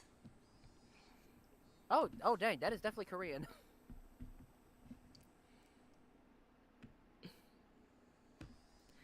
Maybe I just had a high fever until today, and I imagined everything that I thought happened because I was bedridden and delirious. I really hope that was the case. If God would grant me just one wish, there's only one thing that I'd wish for. I want what had happened the past few days. More specifically from the night of the Watsugashi up until last night. I want all of that to have never happened. There is no God, only Zool.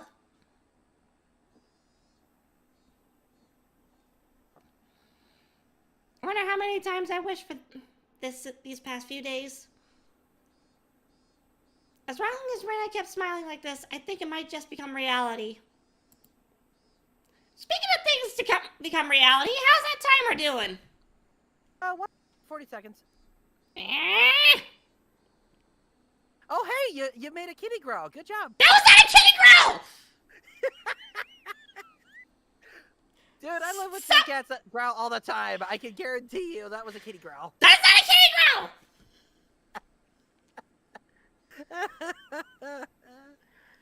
growl! Midnight agrees. Shut up! Shut up! No, I'm not gonna tamper with the timer, Keyblade. Hey, I don't even like milk! A glass of milk. I don't even like milk! Sent a kitty. Unless it's chocolate or strawberry. Can cats have chocolate milk? Well, it doesn't matter to me because I'm not a fucking cat! Oh, hold on, CR. Hold on, let me see. Let me find that comment.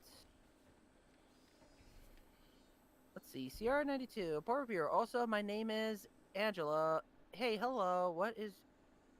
welcome to my very own show. I'll introduce my friends to you. Oh, no, it's... Nini Poo. Sorry, sits in corner. Okay. How's that timer doing 20 now? seconds. What'd you say? 13 seconds. 10, Can't wait for that lucky number to get fucking ruined. Right. 5 seconds. 3 seconds. 1 second, and you're done.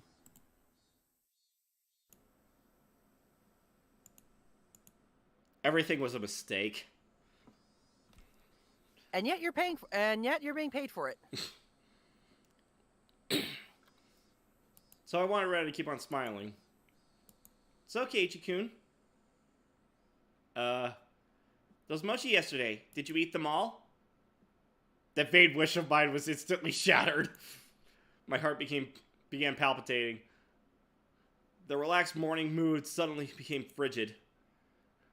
Rena's smile was the same as usual. Her eyes were gentle as usual. Those mochi yesterday, did you eat them all? Of course she wasn't asking the question at face value. In other words, Rena was asking, did you get the message? She was probably trying to convey that. Keiichi-kun? I was reluctant to give an answer. Rena stopped walking and stared deeply into my eyes. Don't hesitate, Keiichi. Rena was acting the same as always, wasn't she? I needed to respond in my usual way. Naturally, of course. Yeah, that's the thing. Have you ever tried to do something naturally?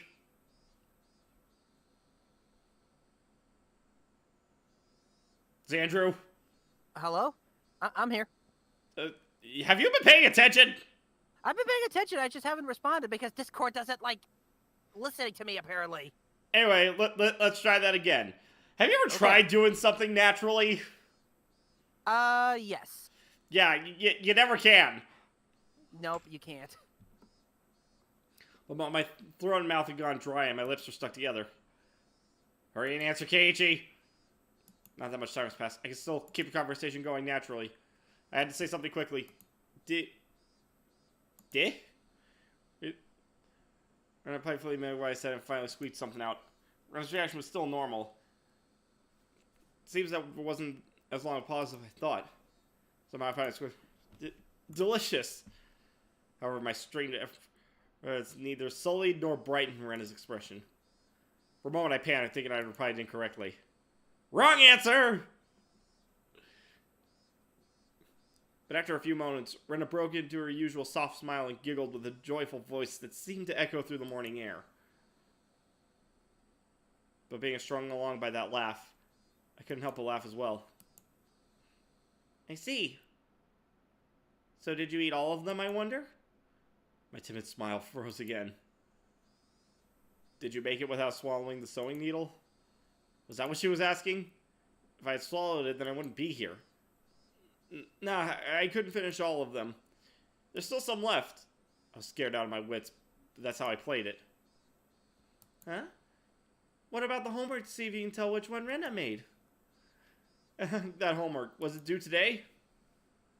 Yeah, it's due today. Michan will get angry. There's probably a penalty game ready for you. Oh, no.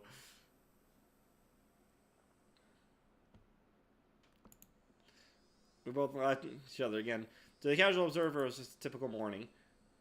If I could just let myself believe, then I think it was the usual morning routine. But I was certain I wasn't mistaken. There was something unimaginable buried beneath the facade of this giggling Rena. Lies! I recalled that unexpected piercing voice that I could hardly believe came from Rena's mouth. Also, just to stop you for a minute, Stargazer. So we all agree, if things go bad, we sacrifice the 2 streamers that we run. What? Hey, Stargazer! Wow! It's so wonderful underneath this bus! You should join us! Right? Is the penalty game gonna be like Season 0 of Yu-Gi-Oh? Probably! Probably, I don't know. Let's see. Captain Andrew, do you know Scottish? Gaelic. I do not. I know the Scottish Gaelic, that's what's that, don't you know that? What? I can do that because I have Scottish heritage. Lucky.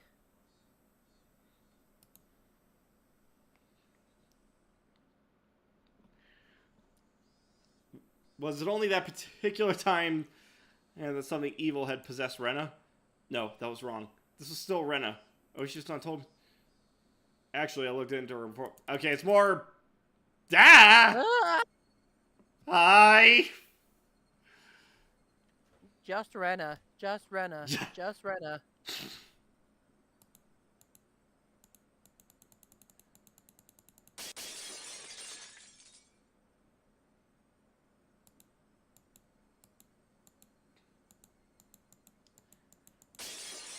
So, yeah, the whole thing about smashing windows. What the?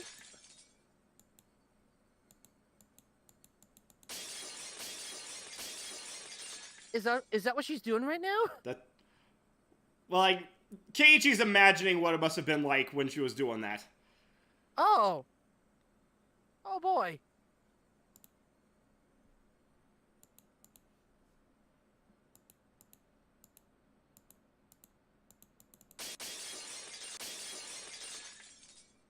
That's the sound of our sanity going away. Much, yeah. I didn't even know we had it to begin with.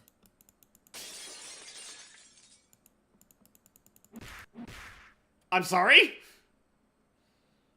Something about being hit? What? I swear I saw this menu, like, get more and more into the corner as I continued. That's terrifying. Also, Jack Murphy, reviewer and Andrew, did you know if you guys heard? But someone made Yu-Gi-Oh's hologram tech real. Yeah, I heard about that. Really? Yeah, it's not on the grand scale like it is in the show, but still, yeah. Huh. I don't know if it's an AR thing or if it's actual holograms, but if it is holograms, it's so cool. Ooh.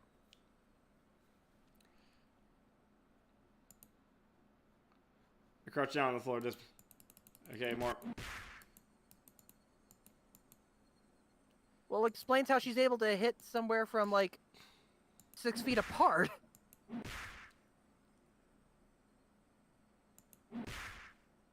This thing is moving!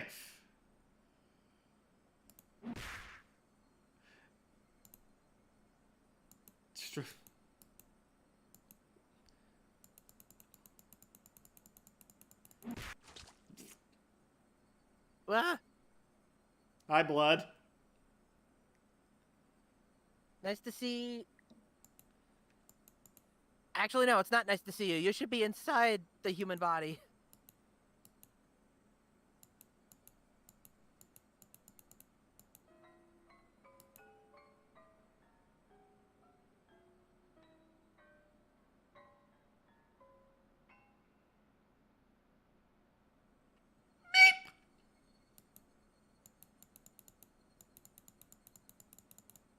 I'm just gonna Yeah. fast forward Yeah. through this. We get it. It's terrifying.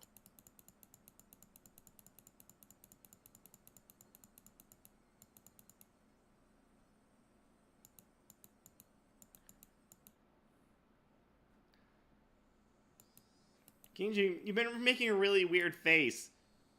No, I haven't. That's just the way I look. What? Straight up terrified? Surely you just. I'm not making the joke. Don't call me Shirley. Inhaling sharply, upon hearing Rena's voice, I came back to my senses. Before I realized it, we were already at the entrance. I shook my head a few times. I exercised all those terrifying thoughts. No matter how you looked at it, there's no way Rena could have done such terrible things. It was like I was trying to placate myself. Well. Ah! What? Tigger? As the door slid open, a blackboard eraser loaded with chalk dropped down on my head the moment I stepped into the classroom. Oh, fun. Uh-huh. How befitting for the truant Keiichi. You know, at this point, I will humbly admit, if I went through something like this, I pretty much just. You probably I would. was probably gonna. Probably, If I was gonna die, oh, go ahead. I was gonna say probably just die right then and there. Pretty much just dropping tears and just yelling anger of just asking what the Sam Hill's going on, and like actually confront them about the whole thing about why the heck do you want me to swallow a needle and stuff like that. What was the purpose and all that? If I'm gonna die, I might as well do yeah, that's the thing though. You would die. They would kill you. that. I know. I would at least like an answer before I die, even if I'm not gonna get an answer. By the way, your cooldown is up. Ah! I don't know. Like just because I'm looking at my other monitor, that face on my head kind of reminded me of that face that Christopher Lloyd makes in Back to the Future. So, Oh, with the time machine car being on fire. yeah. Oh, there you go. I should not have made that sound. Not quite in the mood for it. I didn't really react to Sadako's trap. Sadako braced herself as I passed by, expecting me to attack her. She seemed a bit disappointed as I simply walked silently. She's a bit of a masochist that way.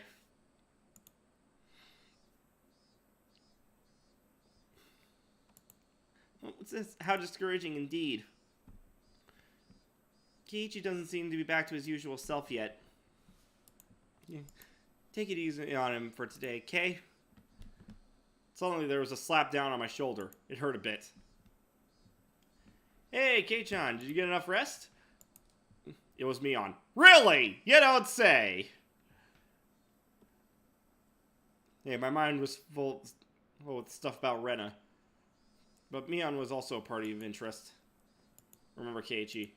A hawkish gaze from yesterday. Yeah, morning.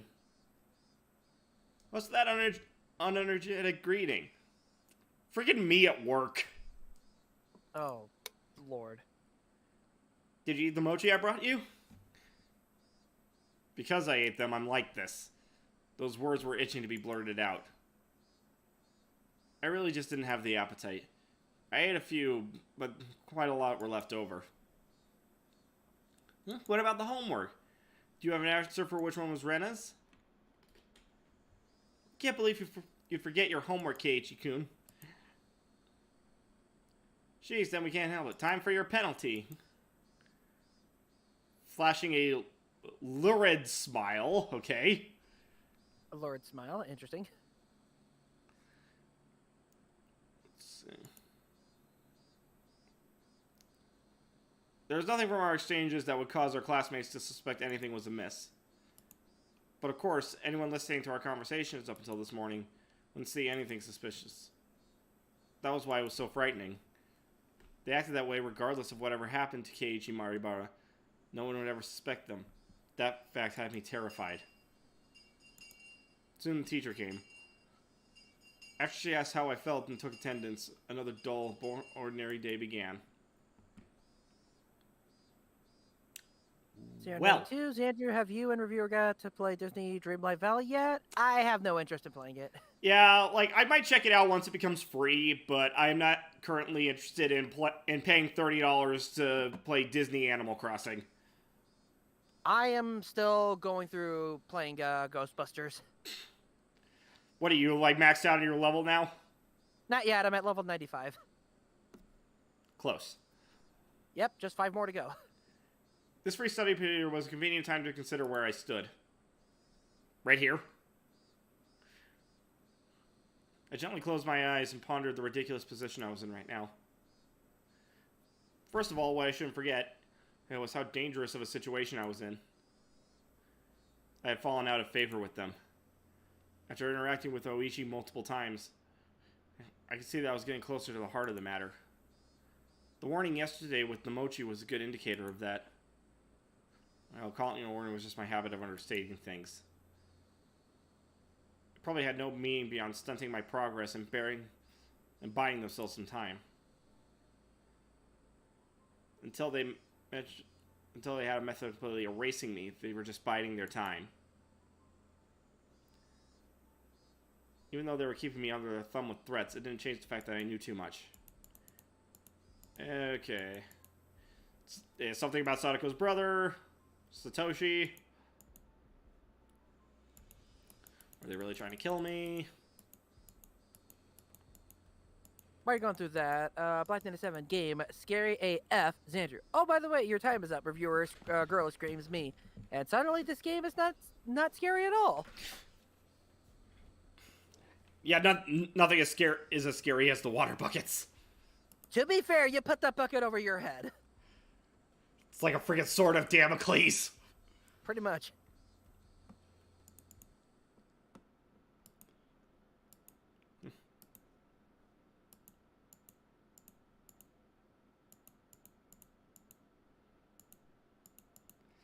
So, yeah, now Keiichi's flip-flopping back and forth. Like, maybe the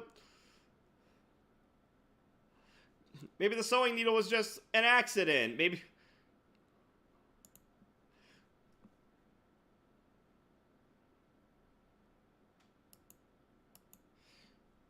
Trying to rationalize everything that he's seen, and he just can't. Whoa. Kariaki, don't you realize they're out to kill you? Yeah. I inadvertently blurted those words out. Uh-oh. Hearing myself say that so directly left me dumbfounded for a few moments. After I had to look around check if anyone else had heard that. My little soliloquy cut a little too close to the truth.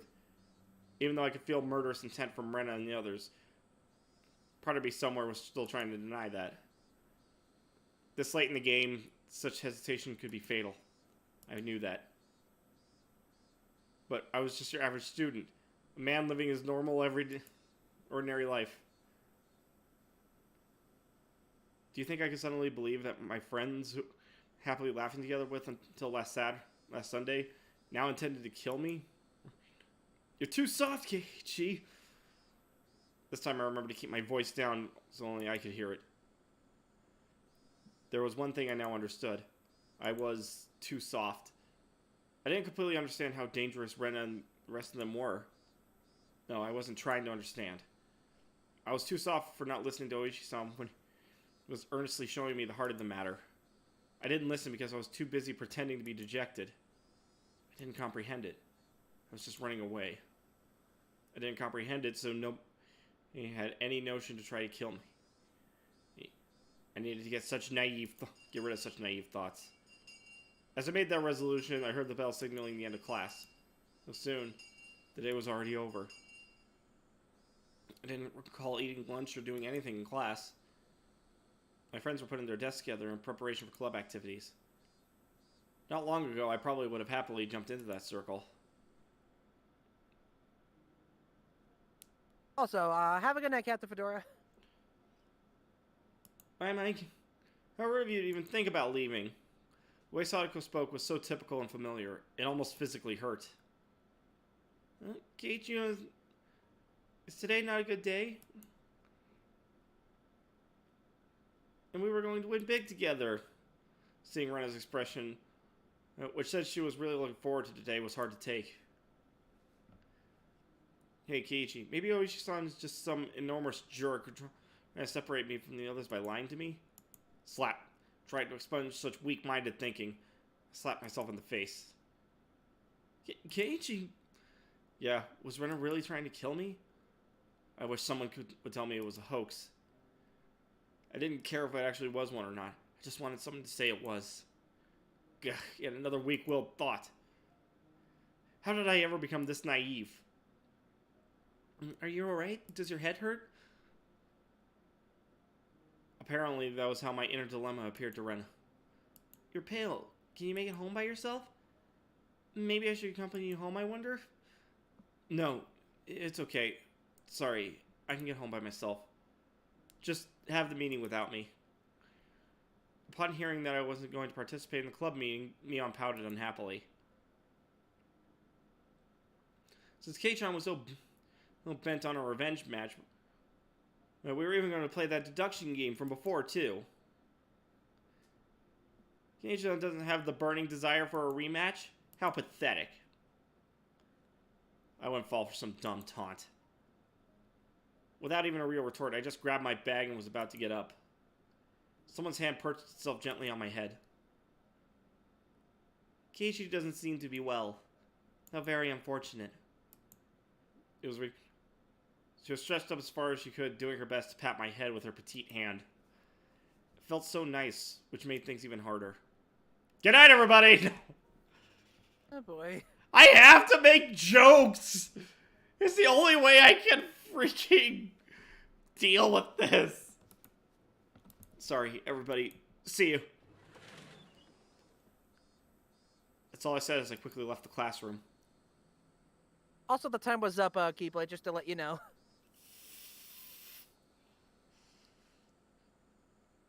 They said something to me as I was leaving, but I couldn't make it out. I managed to make it all the way to the entrance in that state of mind. Took out my shoes, put them on, and went forward. Forward. Harden that heart, Keiji Maibara. They were, for some unfathomable reason, trying to kill me. They were plotting something dubious, watching my every move. But I couldn't hate them, because weren't they my friends? Part of me relented my naivete, while another part lamented the fact that I had lost something important by lamenting over it in the first place. Felt like my consciousness was being ripped out of my body. This is what Oishiro-sama's curse was like. And it was just too harsh. Hey, Oishiro-sama. I was wrong for not believing in your curse. But I believed it now. Completely. Your curse does exist. So seriously? Give me a break. I beg you, come on.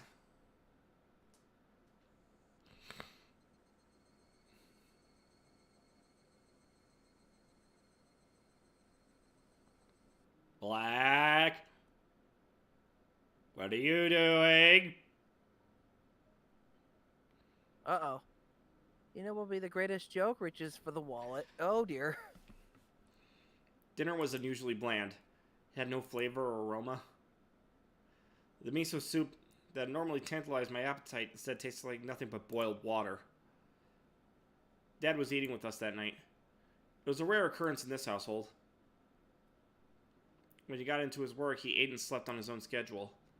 My dad never cared about the time. Since my dad was at the dinner table, it either meant he had reached a good point to take a break or he was in a slump. So yeah, he just doesn't understand the motivation creators have. Your partnership was just a verbal agreement, wasn't it? It was so hard to agree on things, why not just end it? Also, good night, Midnight. And once again, Tox is stoking the fires.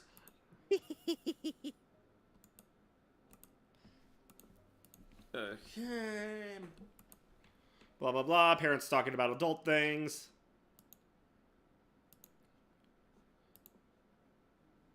Black, don't worry. I'm too broke to donate $20. In fact, I have $0. We don't have dollars. We have euros. I hope I'm pronouncing that right. Part of me is scared to, like, do the conversion. I mean... Kind of, yeah.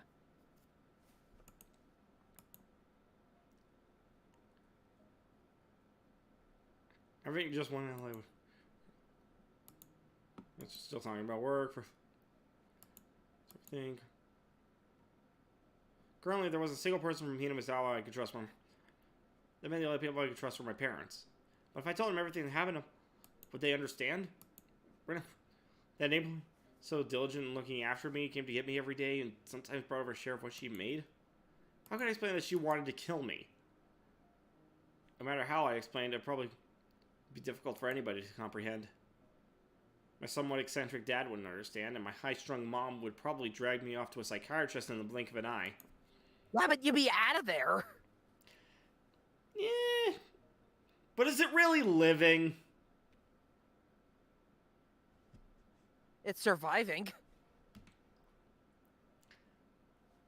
Tox, what are you doing? Do it, Black, for the sake of chaos.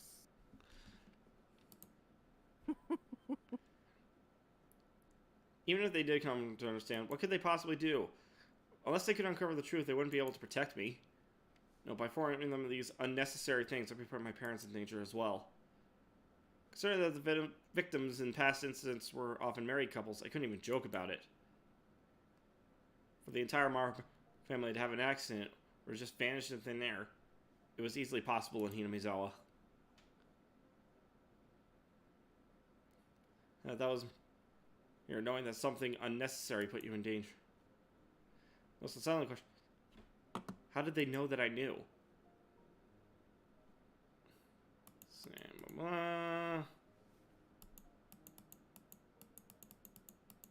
My goodness, everyone's just encouraging Black to drop the water bucket.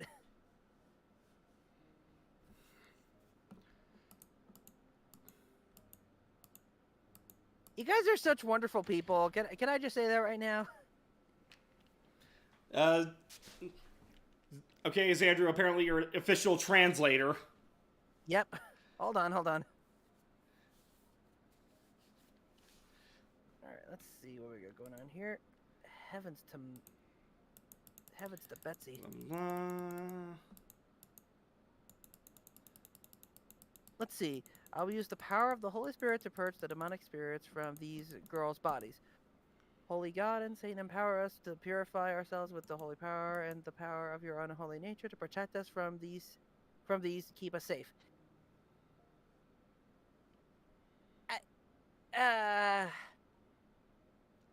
Tox, I just asked a question! God!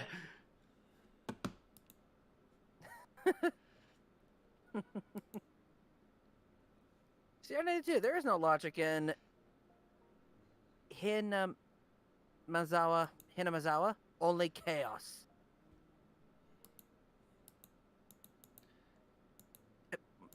Monster King 97. Okay, So Keiichi's talking about getting a baseball bat so that he can defend himself in case he gets attacked. Okay. And also just kind of making a note, telling people if something happens to him, people will know what happened.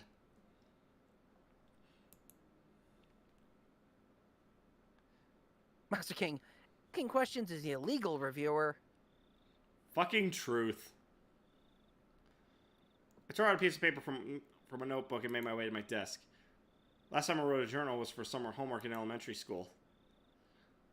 In the off chance something bad happened, the police used my diary as a lead. So I should only write down the facts. How should I start? I jotted down my thoughts as they came. I, Keiichi, and am in fear for my life. Made me laugh nervously. It was a line that showed up often in detective stories. I never even dreamed that I would be in the type of situation where I'd write that myself. I did not know why they were after my life. Or any of the others were suspicious, but I had no proof. That's why I couldn't write anything more. I laughed wearily at myself writing such a passage draped in mystery. Would the police be able to get the hint from reading this enigmatic passage? I can only pray that they would. I pray for most, though, that this journal never needed to play its part. Here I laughed. It was too simple, so I wrote down one more line I just thought of. The only thing I do know is that it has to do with Oishiro-sama's curse. Was that too much? I probably shouldn't write more than that. If I wrote any more, it would seem like I was just delusional. In order to appear to the reader that the person who had written it was of sound mind, I chose not to write anything else at that point. I just needed to add more as I learned about the truth. I folded the paper and thought about a place to hide it. By hiding it somewhere obvious, there was a chance that they would uncover it instead. On the other hand, if it was in too obscure of a location, there's a risk of nobody finding it at all. In the end, I decided to take the clock off my wall and stick my folded note on the back of it with scotch tape. After that, I put the clock back into its normal position. Yeah, it didn't look like anything was hidden behind it. Now I needed to set it up such that if anything happens to me, my parents could find. I looked at it from countless different angles until I was satisfied and made my way downstairs. Also to answer your question, Stargazer, let's change subjects. Thoughts on the new Bendy game? I didn't even know there was a new one, so there you Yeah, go. the Bendy and the Dark Revival finally got a actual trailer for it.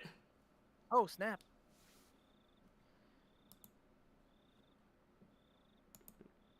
Sorry to interrupt. I have something I want to talk. I'd never started a conversation like that before, so my parents were both startled. I stopped talking and turned to... What is it, Kay? Please. Just in case, yeah? If it's not urgent, can we do this later? Right now, it has something urgent they're talking about.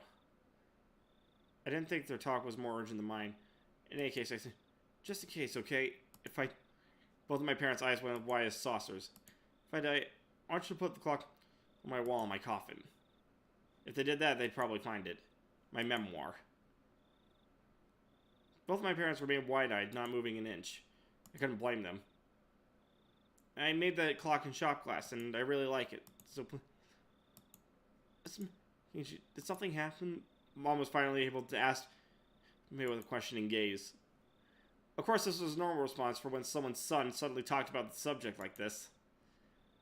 I felt bad making them worry, but right now I just wanted them to think about the clock in my room. With the awkward mood leaving the room in silence, I decided to go back into my room. I want to get to school early tomorrow, so I'm going to bed. Saying only that, I left the living room. Well, that's not concerning. Right?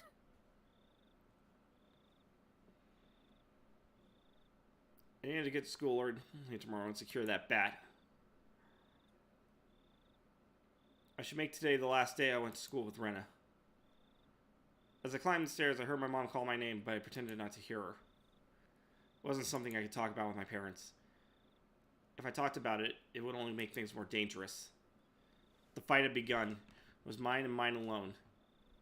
I couldn't really rely on anybody. I couldn't be killed. Not when I still knew nothing.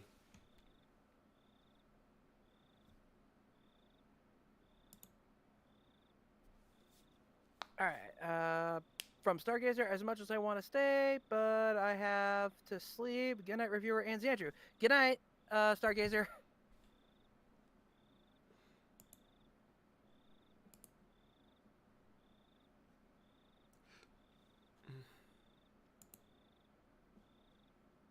Also, don't forget to save. Yeah, what do you think I'm doing right now? Oh man, we've got like... Talk said this was like 11 chapters, correct? She said it was on average like 11 hours. Oh, I forget how many. I think chapter 10 might be the last, actually. Well, okay, here we go. Oh, wait, no, we just finished chapter 10. So, yeah, chapter 11. It was 5:59, just moments before my alarm would go off. Don't you just hate it when that happens? No. Don't you hate it that you have to, like... That you willingly change the time just to get extra minutes and only you're just making yourself more drunk than normal? I was amazed at the precision of my internal clock. I made preparations for the next day of school before I went to bed. I changed quickly and descended to the deserted lower floor. It appeared that my mom was still asleep. Neither breakfast nor lunch was ready. I just...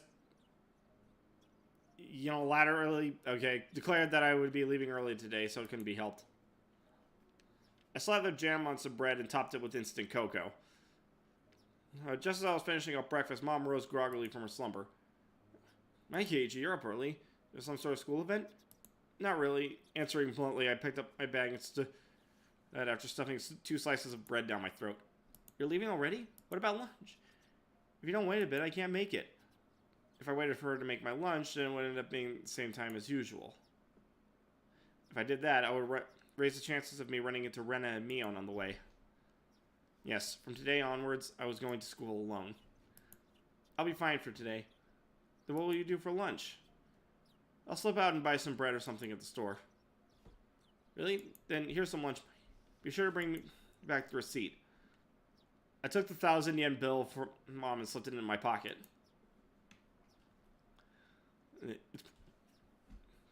I mean, $10 for lunch in freaking 1987. That's not bad. Wow. It's pretty early. Wait, is Rent John up this early as well? No, just me. Just showing up.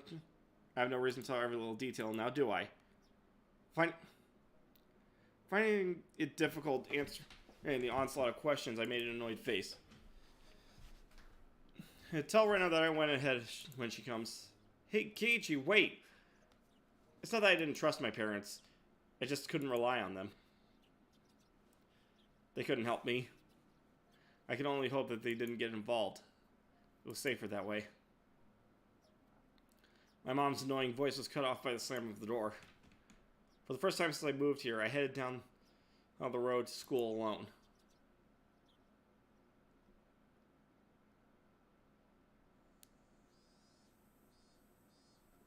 Thanks, Pedro. It was $1,000. It was 1,000 yen that she gave her, which is roughly $10.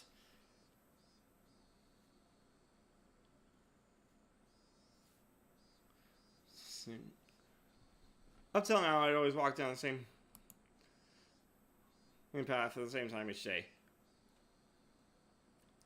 Anyway, so I always met with the same people as the same places. But today was different. I didn't meet the people that I would normally, and nope, it was at the places where I would have normally met them. Of course, Rena wasn't in the spot where we usually met. There wasn't anyone at the spot where we would have met up with Mion. The length of the tree's shadows, the morning air, and the brightness of the sun, it was a completely different type of morning than what I was used to. Without a doubt, it felt strange. Blah, blah, blah, blah, blah.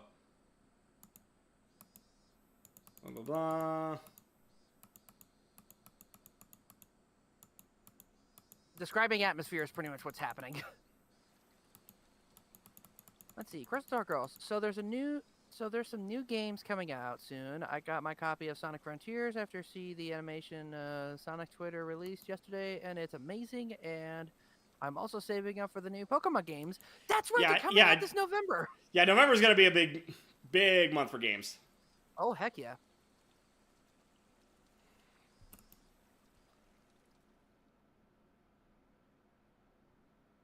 Beep, beep, beep. A car horn heard from out of nowhere. Even though I was walking lost in thought, that horn was way too close. A mechanical behemoth barreled at me from behind, catching me completely off guard.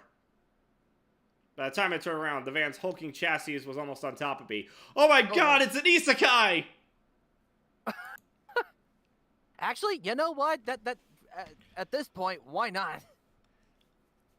I see plenty of cars veer to the opposite shoulder to avoid pedestrians, but this car was doing the opposite. It felt like there was somebody on the opposite shoulder, and the van was swerving in my direction to avoid them. That blissfully ignorant train of thought delayed me from realizing something much, much more important. That large mass was hurtling at me. I did not like that sound effect. That was terrifying. Was it going to hit me? The inside of my head instantly flooded with a painfully cold liquid. At that moment, the scene before me, no, time itself had frozen. The silence of the frozen. No, it. Oh, well. There's no way.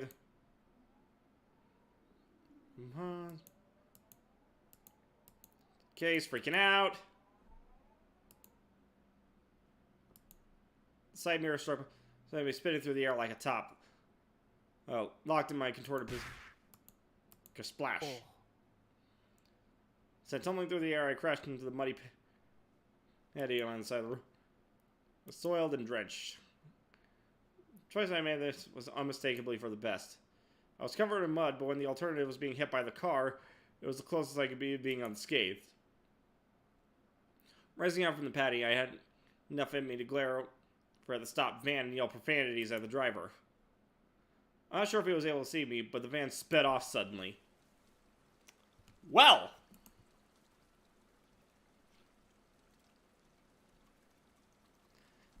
Was that... No, what...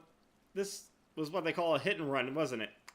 That is pretty much the exact definition of one, yes. Yes.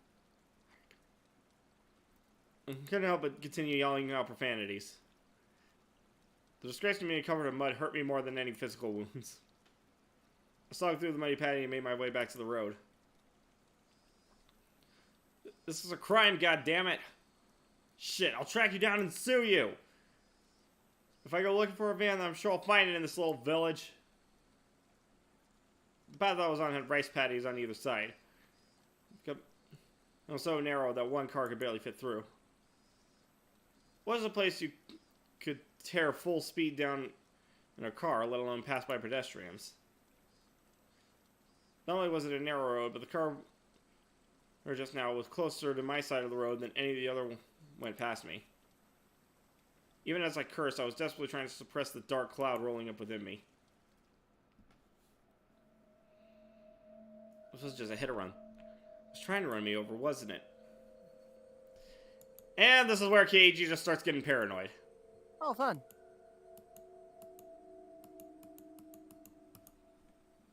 I got that going on. Master King, sorry. Let's see. Remember, the 8th of November. Remember the 8th of November, cuz that's my birthday. Sweet. Let's take a look at that. Oh, and it's coming up this Tuesday. Sweet.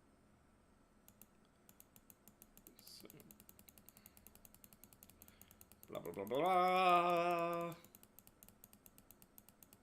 Paranoia, paranoia. Somebody's out to get me.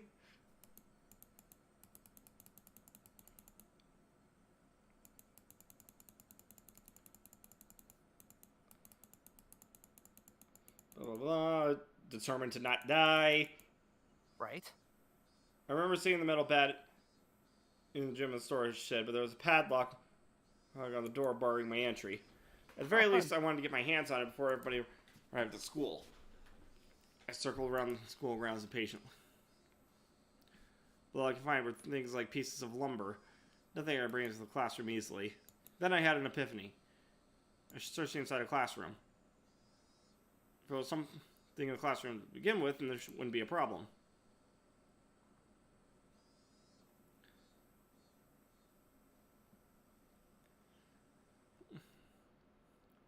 Tell that everyone's indoor shoes were still in the... Good thing I came early. Nobody else is here yet. Wonder, what can I find in the classroom? I didn't think I'd find an especially effective weapon like a bat, but it couldn't be helped at this point. Until the dim storage shed was open to find a substitute.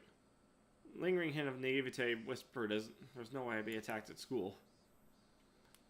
But such soft ideas would no longer protect me.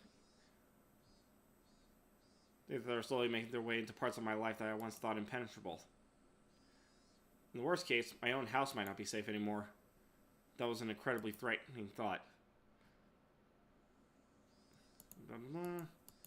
Yes, I will survive. Well, as long as I live, then I definitely will be able to escape this labyrinth of nonsense.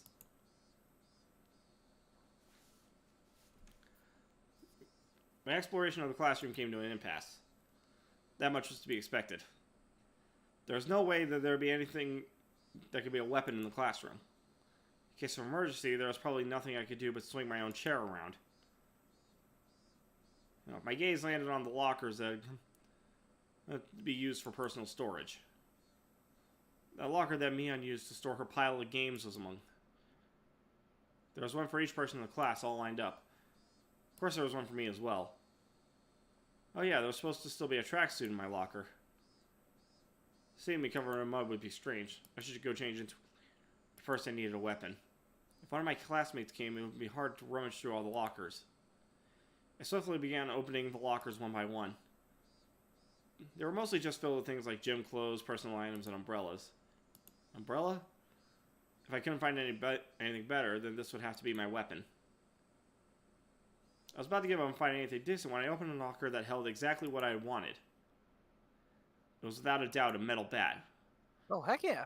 It was well worn and pretty beaten up, but there was no doubt it was usable. In that locker that reeked of mold, there also hung a baseball uniform. It was probably the locker of a student in a Pee-wee league or something like that. In that case, he'd probably ask for it back. At that time, I could hear the voices of the children scuffling their way noisily from the hallway. Amongst them, I can make out Rika and Sadako. Good morning. Hey, you're... I'm early this morning, Kate. I nonchalantly hid the bag I was holding behind my back. What the fuck? Oh, no. Now I need a bat to keep you thirsty motherfuckers off of me! And the music goes perfectly with this situation. Kudos. Let's see. Jonathan Young's Water Bucket. So, Uncle Reviewer, what is your favorite and least favorite reviewette outfit? Same with Uncle Reviewer. Least favorite. All of them. Favorite. None. There. Let me see. Least favorite. None. Most favorite. All of them. Number 5. Number 5. So, Lady Solana's outfit. Yep. Just let me know when to start the timer. All right, you got it ready, right? Yep, for 5 minutes. You're For sure? 5 boo, my bad. Yes, for 5 boo. You're positive. What was that other one? Positive. No, oh. You're cocksure. I'm cocksure. Cocksure? Cocksure. Cocksure. Cocksure. Cocksure. Cocksure. Cocksure? Cocksure? Cocksure. Cocksure. Docs, why must you hurt me, reviewer? Blame the dice! No, I'm sure, like, about the outfits in general. I'm just messing around. You monster. Retro, get Ames' taser cannon. More stalling and I shoot. What? Me? Stalling? Like, legitimately, I should probably stop stalling because I want to try to get through the rest of this game. Yes. Alright. Seriously, though, you got the timer ready? I got the timer. Alright. Start it. And starting.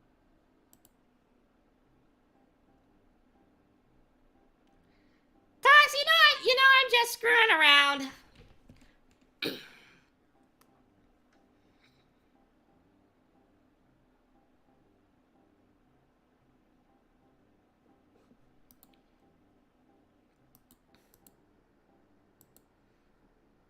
Yeah, covered in Oh, blood. Tox will remember this. I have not gonna lie, that very much concerns me. Oh yeah, with Tox. But also I read the first comment. What is with your outfit? I don't know, what's with it? But never mind. Covered in mud, yeah, a little incident. I'm going to Yeah. Oh, I'm sorry, go ahead.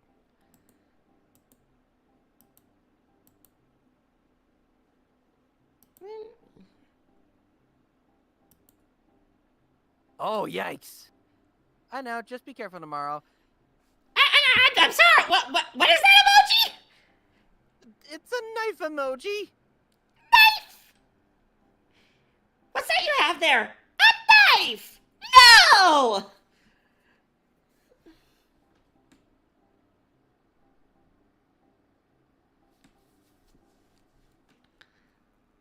Nothing, it's not quite free balling, but it's one layer off from that.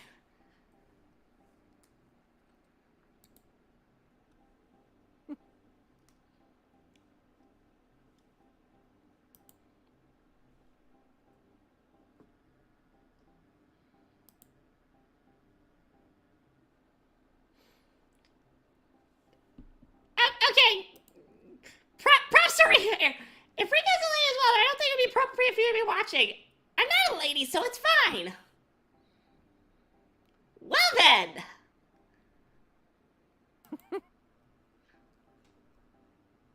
Then starting now, you're a lady. It's really funny when you know the truth about Rika. Oh yeah, oh my gosh, yeah. No spoilers, obviously. No spoilers. No spoilers.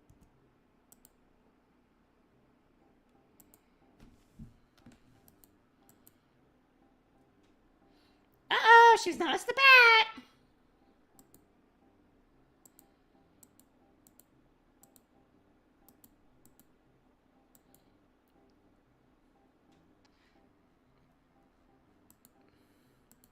Please don't lose that Everyone bat. listing off the weapons they've got. Tox has a knife. Retro has a gun. Should I be concerned? Shane's got the Mask of Loki. Crystal's got a magic wand.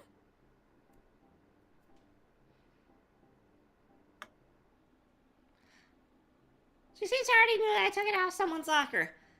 There's no name on the locker door. I didn't know whose bat it was, but I would be borrowing it until they complained.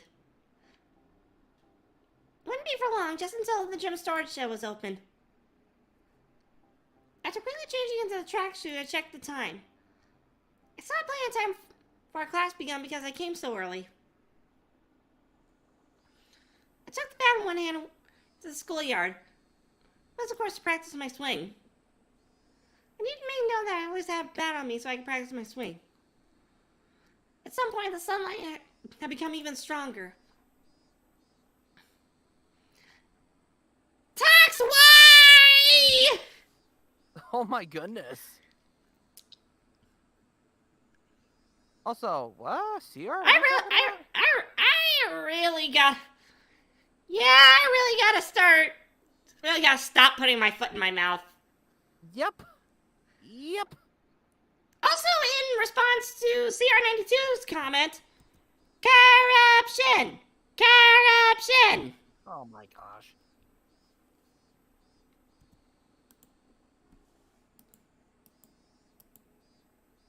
Also, you got 30 seconds. You know, I was about to ask. There you go.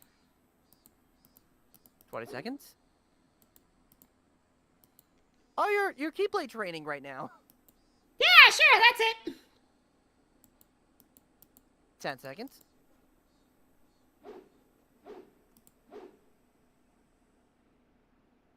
3, 2, 1. Time is up.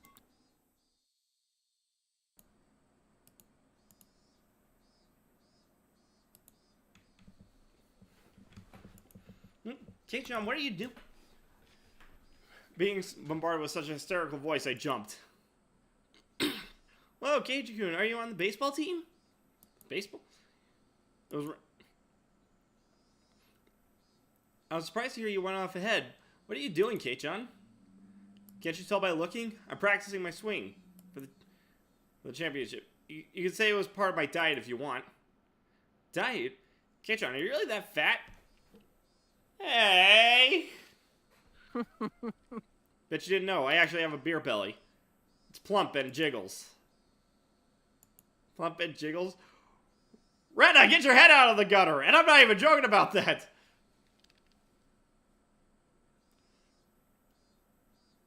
Wow. Toxic, you don't cross me. Xandru knows what happens when you cross me at Mario Party. She's out for blood. You see, I don't doubt that.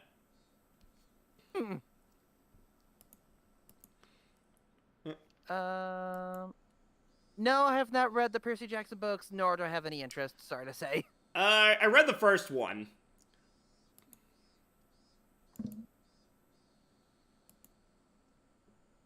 A book series I want to read in the future is the Chronicles of Narnia books. Eh. That's just me. That's all I'm saying. Well, yeah, of course, the Christian wants to read the freaking Narnia books that are a huge Christianity allegory. Yep.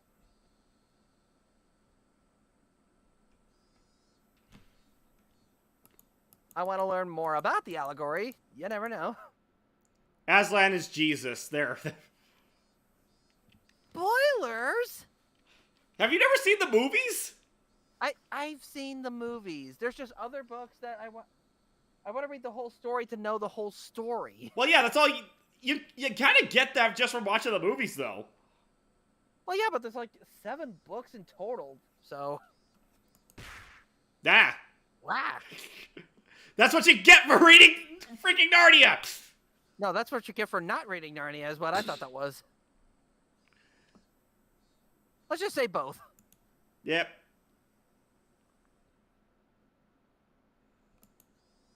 Damn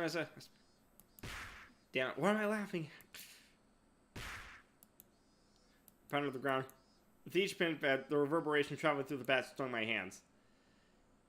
If you make me smile like that, I'll... Don't allow anyone close to me. Don't... Conceal. Don't feel. Don't let it show! By God. By God, man, let it go. Let it go! Don't hold it back anymore! I don't care what they're going to say. Let the story rage on. I already knew quite well that they were demons dwelling within my smiling friends. But I just couldn't believe it. Did that kind of split personality really exist? Like how Rena confessed this to the doctor, or were they simply being possessed? Blah, blah, blah. Not being so soft!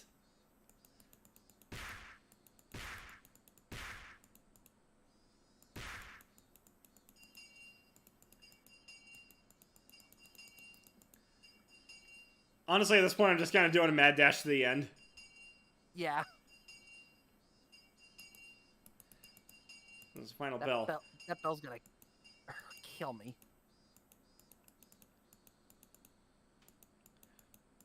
Come on, it's club time, club time. It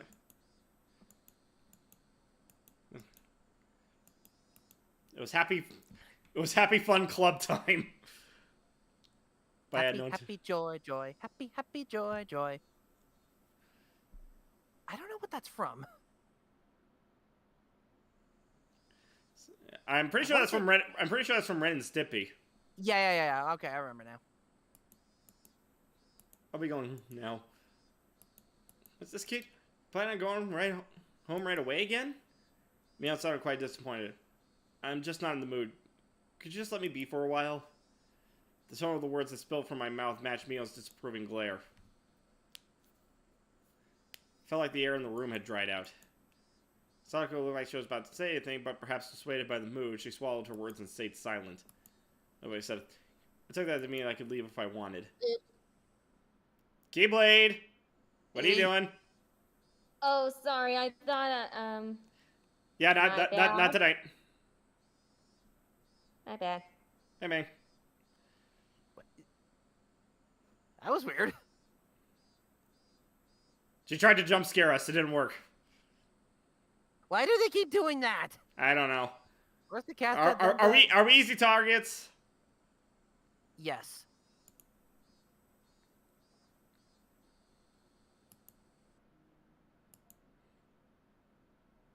Guess she doesn't like playing with girls. She had such a melancholic tone that set up a wave of pain racing through my heart. If this pain was going to kill me, I wanted it to be a soft part. The soft part of me that could still feel pain. That's not at all. I don't even hurt myself by saying anything more, so I swallowed my words. Cutting things off there, I turned away and exited the classroom. They didn't speak a word to me as I left. Thanks, Victor. Hey, Andrew, all this paranoia reminds me of yesterday when you drove me into insanity. Good times. Oh, yeah. Dueling Keyblade and Fang in Yu-Gi-Oh! EDO Pro. It was a fun stream.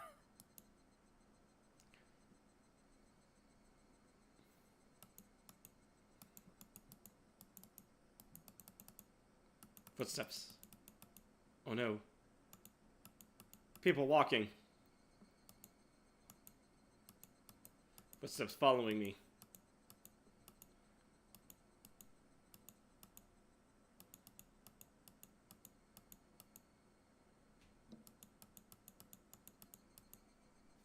Fix my grip on the bat. Hey, I know you're there! With all my might, I screamed at whoever was hiding in the shade of the trees. But the presence in the shade didn't budge. Until the moment I found them, they had no intention of revealing themselves. I know already! I know you're there! Here I screamed out angrily at them again. But even still, they didn't move at all. I'll go over there myself. Why would you go towards the darkness? With all due vigilance, I approached step by step. Stepping into the tree shadow, I saw a human figure there. was curled up like a small animal. What? When she realized I found her, her expression softened. She seemed apologetic, but wasn't gonna speak a word. Did you have some business with me? I wouldn't accept that the silence had and screamed the question at her. Not really, it's just, Rena was in a panic with tears welling up in her eyes. But it was obvious that she'd been following. What about the club? Since you're not, that shouldn't matter. Don't mind me and just play. But I'm worried about you. Thinking about how I've been acting up until now, it wasn't hard to imagine that my behavior could have been perceived as strange. So Rena was concerned. At a quick glance, that's how it would seem. But I wasn't going to let my guard down that easily.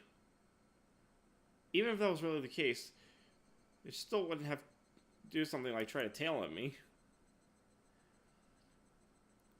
She had called out to me right when I was leaving and gone on out with me. But Rena didn't do that. She kept her distance from me and matched my walking speed. On top of that, she matched the sound of her footsteps and deviously tried to hide her presence from me. Then, after she realized I noticed she was there, she held her breath as she tried hiding from me. She wore a timid expression that would force one to take pity on her, but without a doubt, she was tailing me. Stop following! Still glaring at Rena, I continued walking onwards. After I walked for a bit, she ignored my command and began walking, so I yelled at her once more. I told you not to follow me!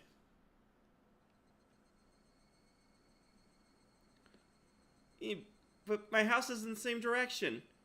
Then walk ahead of me. I'll start walking once I can't see you anymore. I moved out of the way and waved my bat violently to urge her forward. I'd like to go home together with you. Make a pitiful expression, she meekly squeaked the words out, in a voice that she knew would cut into my heart. That agitated me to no end. I knew it was a lie. If you wanted to go home together, then you should have called out to me. Now you're just blurting out random lies. I'm sorry, I'm sorry. It seemed that the seething anger within me was written all over my face. Speaking of seething anger, time is up.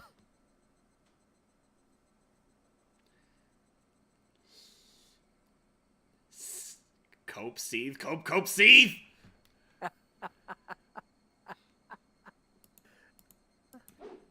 If you get it, then go!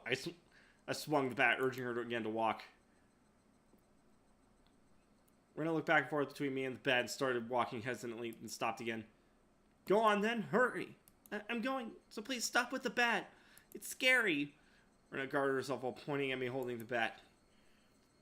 She may have realized that I wasn't planning on using this bat for baseball. I lowered the bat but was still guardedly open and waited for her. Go. There's no problem now, is there? There was nothing else she could protest. She passed by me timidly so not to set me off.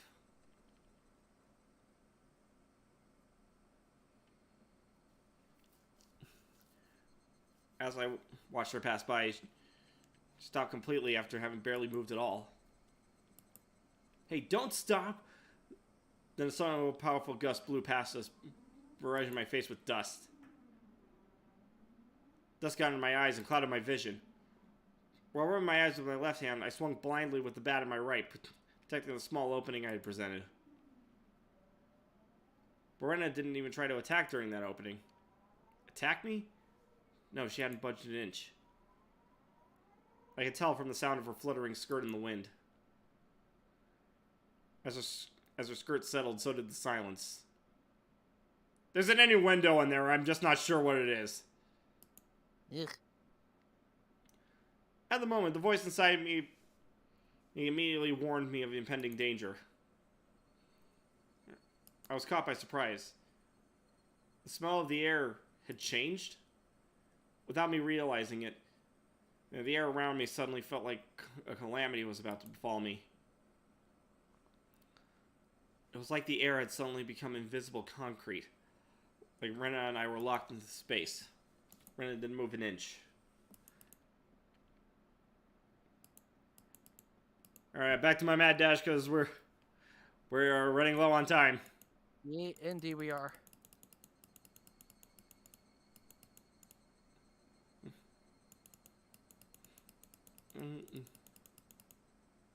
Why do you have a bed? I carry whatever. You didn't have one. What? Sorry if I decided to do something suddenly, isn't it?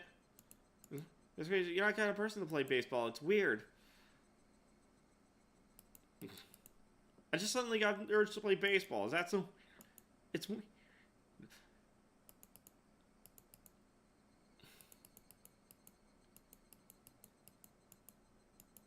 You run.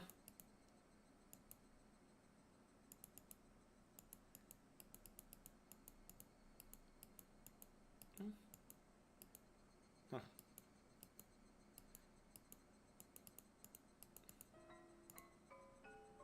Why is that bat the same too? What did she mean the bat was the same? I had no idea what she was talking. Why is even the bat the same? I don't understand what you mean at all. Say it clearly. Even still, Rena didn't turn around. After inhaling deeply, she screamed. I mean, why is it even the same bat as Satoshi-kun's? Uh-oh. Satoshi being... Huh? Upon hearing that name out of the blue, I became dumbfounded for a brief moment. By Satoshi, did she mean the student who transferred out last year? No, that couldn't be. Rena tried to cover it up by saying he transferred, but Uishi-san told me clearly that he was missing. He was the student who sat at my seat up until last year. He was believed to have been demoned away by Orishio-sama's curse. I didn't know the details about his disappearance. The aunt he lived with was killed the night of the Watanagashi by a drug addict. Now I think that Satoshi and I were... What? My gaze fell to the bat in my hands. Could it be? Satoshi Hojo. Uh-oh. It was a bit difficult to see. Yeah, that was what was written on the white tape at the end of the bat. I see. So this was Satoshi's bat. Since nobody was using it, I borrowed it. That's not a problem, is it? That's not... The way Rena said that made it seem like it was something... And that should never be touched. Like it was some sort of offering at a shrine or a memento of the deceased. I can only stand there perplexed, unable to respond. Rena continued speaking without waiting for a reply. Why is it that you're doing the exact same thing Satoshi-kun did when it happened to him? Or I'm sorry, about more than just the bat belonging to... It was the same with Satoshi. He joined the baseball team, but he didn't really like baseball. What does that have to do with me? Satoshi-kun also suddenly started walking around with a bat one day. He joined the team, but he wasn't the type to play sports. What about it? I closed my mouth before I could say that out loud. Listen carefully. Rena is trying to tell us something important. Satoshi one day came to school hall by himself all of a sudden. Just like Cage. One day they were practicing his swing. Just like Cage. One day he said...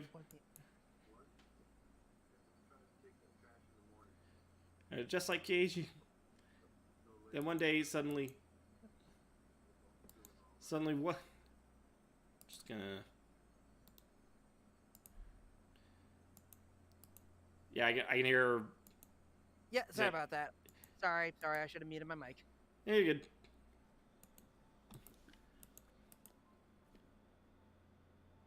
Why does this music sound familiar?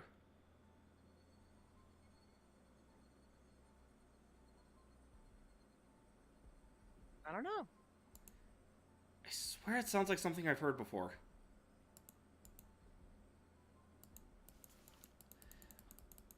Okay.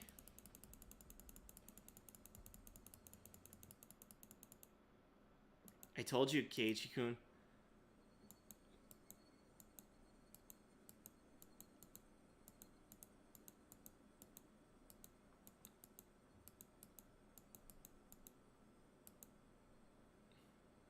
I told you. That's a short one. Satoshi, you see, transferred out. Transferred me.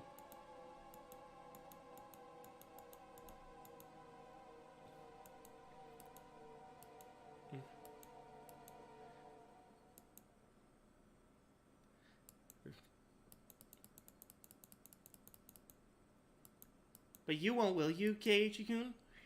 And it finally released me from that cage of time after what felt like an eternity. But her question was something important, was incredibly vague. Once again, swallowed hard, urging her, do what? What does she not want me to do? Transfer.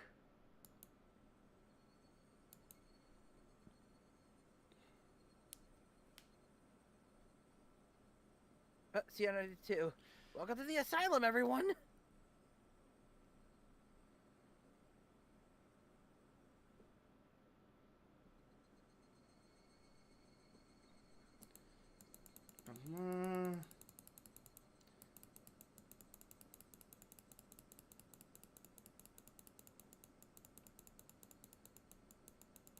I think we're almost there.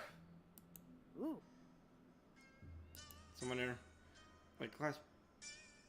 You mess around. Stay. You're kidding. It had to be my man. It was possible for someone to hide their presence within my personal space all the way through the door.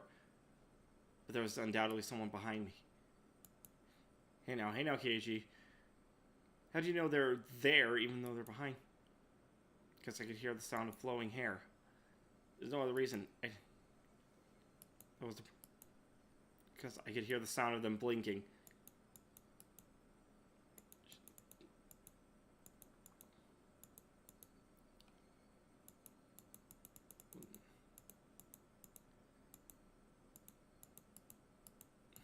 Who is it? I spoke in such a hoarse, broken voice that I couldn't believe it was my own. I could almost feel them contemplating their response. I felt it. There's no way I should be able to do that. Calm down, Keiichi. It's all in your head. At the time I was certain I heard. As if hesitantly trying to answer my inquiry, I was certain that I could hear the sound of somebody inhaling. I heard it clearly. It was a girl. A young... I didn't know who, but... a tiny speck of courage in me, however reckless it was, inspired a primal yet fitting solution to this current predicament. A scream. All the force in my body released from my lungs and through my throat, ceasing all thought processes in my head. Suppressing all my thoughts and emotions, I began to collapse like a house of cards, somehow managing to twist my body and look back as I did so. It was definitely there. Somebody was there. Until the moment I turned around, until I brought the area behind me, my field of vision, they were definitely there. Well.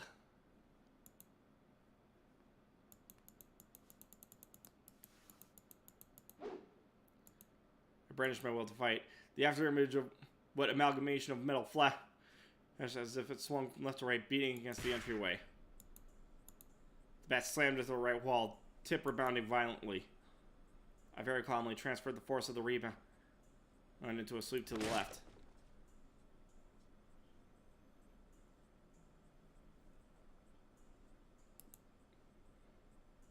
The door of the shoe cupboard was split into pieces.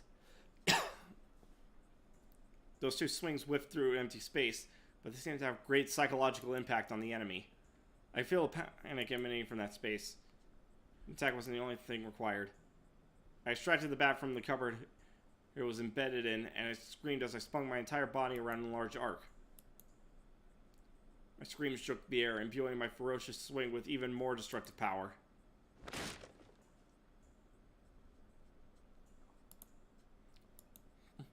Without mercy or restraint, my violent streak, with certainly fatal force behind it, shattered the top of the cupboard. None of my attacks struck the enemy, but my ferocity had certainly seemed to impact them. Breathing heavily, my entire body soaked in sweat, the invisible enemy, there but not there, dispersed. When I was certain that the enemy had retreated, I blocked the front door and latched the chain. No way had it only feigned retreat. And it was now inside my house. Once again, I channeled my aggression and searched the house for the presence, but it was gone. I had succeeded in fending it off. At that moment, the tension drained from my body and I let out a deep sigh of relief. All the emotions I'd been holding back chaotically merged together and began to flood out. A hodgepodge of fear, accomplishment, and disbelief all mixed together and began to flow through my body. Unable to deal with each individual feeling, I beat them all back with the strongest, exhaustion. Even in this moment, I remain composed. After checking that all the doors throughout the house were locked, I went up to my room on the second floor and closed the curtains. I straightened my back and tilted my head a little. After clearing my mind of all idle thoughts, I managed to calm down even more. What was that at the front door? There was definitely something there. Thinking about it, maybe it was just an apparition, and I dreamt up in my confused state. But I really didn't think that was the case. Calm down, Keiichi Maribaro. Compose yourself. But no matter how calmly I thought about it, what just happened wasn't a figment of my imagination. It was obviously a supernatural phenomenon. Phenomenon. Doot doot doot doot doot. Phenomenon. Doot doot doot doot. Phenomenon. Doot doot doot doot doot doot doot doot doot doot doot. We're dorks. Yeah. But we're your dorks, chat. We're also terrified so far of this game. We're terrified dorks. When I asked who is it, they inhaled as if they were about to answer. That sound had clearly reached my ears. The situation I was in right now was still unclear. Either I'd been possessed by the supernatural phenomenon known as Oishiro-sama's curse, we're not doing it again. Or was this a ruse by the villagers who believed it and were imitating it? Either way, their motives were unclear. The roundabout way it had been done was also still a mystery. If it was perpetrated by humans, then that would mean that it was Rena and the rest of them doing it, but it would be solvable. Oishi-san arrest the police would surely arrest my enemy. But if it was a manifestation of Oishiro-sama's curse, I wondered what would happen. Oishi very clearly declared that curses didn't exist. At that time, those words were pretty dependable, but things as they were now, the rising possibility that perpetrators were not human, he suddenly seemed quite unreliable. If I told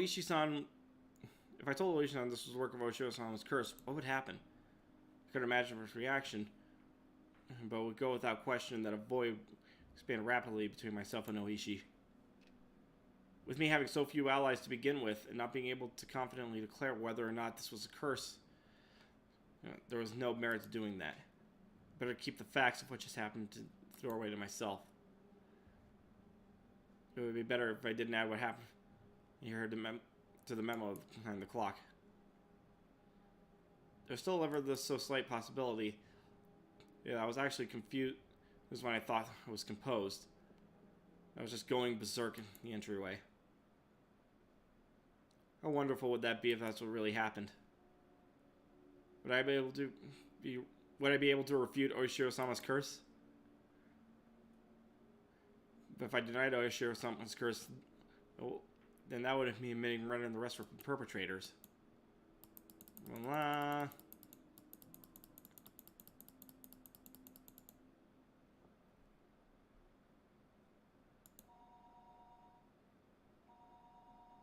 Oh no, a phone. Oh, great. We're at the start of a Scream movie. Ah! Hello? Ah. What's your favorite horror movie? That's actually really good. Kudos. Thank you. Blah, blah, blah, phone call. Who you gonna call? Someone else. Okay, Dan Aykroyd.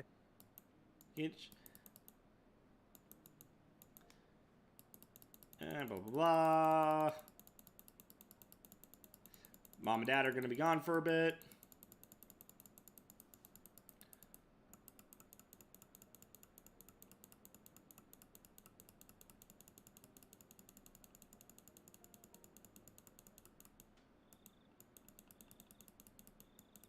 Yeah, they're going to be in Tokyo, so it's going to be quite a ways away before they get back. Yep. Then again, I don't know the driving distance from Tokyo to where the Sam Hill he's in.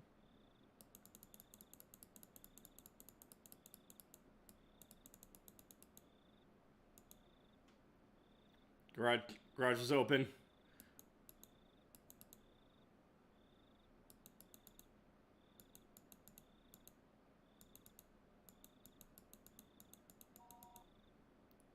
Oh God. Uh-oh. Is your mother? She isn't here at the moment. You idiot, Keiichi! Don't reveal that your parents are gone. You'll fall. Come. I think she'll be back soon. That wasn't a good response either. Now they might say they'll call again, or they'll call. That's fine. Wasn't anything important. Sorry for the bother. The scenario I feared didn't play out.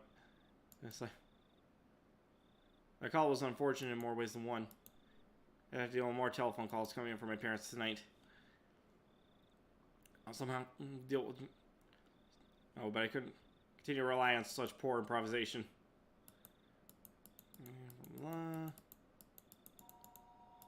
Oh dear.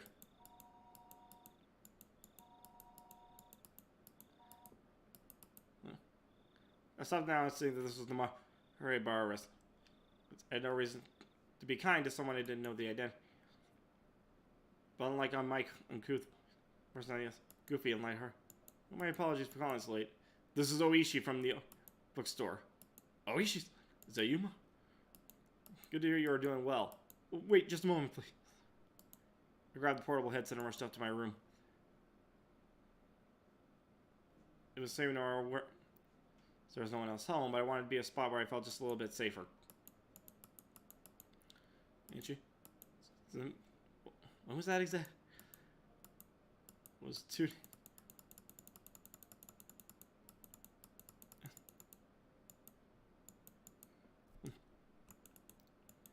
What stuff? A ton of stuff had happened.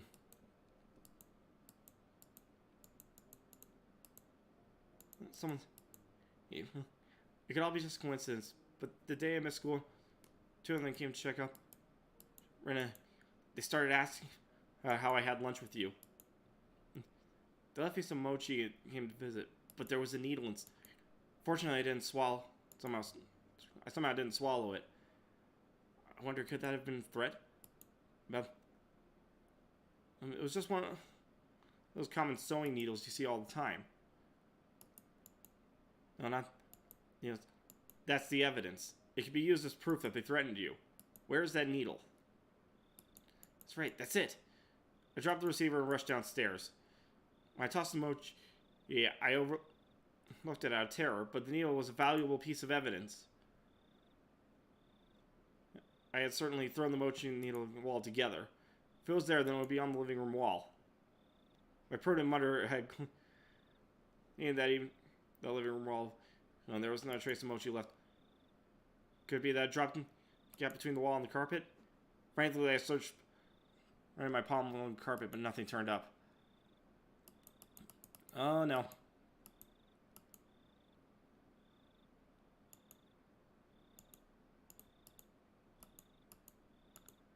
It's not in the trash. Literally trying to find a needle in a haystack here. Well, needle in a garbage can, but there you go.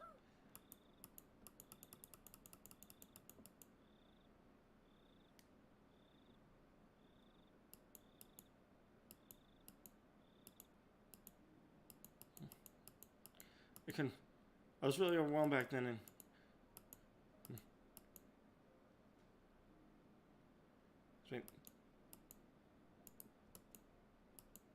well, did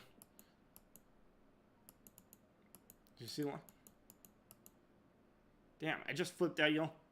What failures on my part with the needle and the plate number? Nothing. Anyway.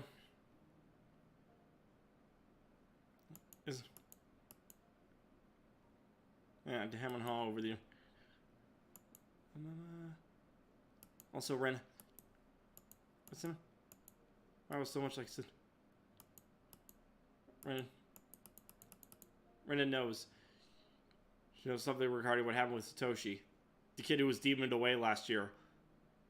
They say he went on his Pokemon journey With a little rat, electric rat. Can you believe the craziness? Kids today. Kids today, so desensitized by movies and television.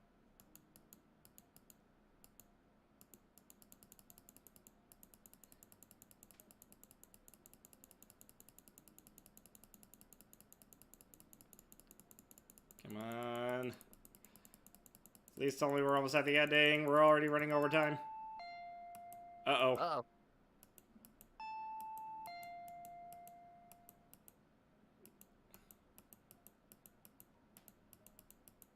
That sounds like, Sounds like walking into a store. you know what? Yeah, it kind of does. Oh, Frankie Toffro. Phone died last I saw. We were at 9:55 to go. What did I miss? I think you missed a couple. Let me see. Yeah, Jonathan Young's paid $220, so that's 40. I can't go back more. Dang nabbit, come on. So, Can I go for? No, I can't. Can't go any further. What, the Sam Hill? That's garbage.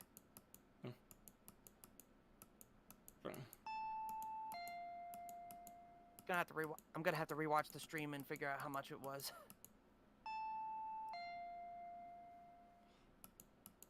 see. Doors ringing. Check the people. I don't even know if they have a peephole. There shouldn't be any reason to come. Timing also made me feel uneasy. Because just I had to ask Oishi about. I wish I could have chalked this up to a mere coincidence.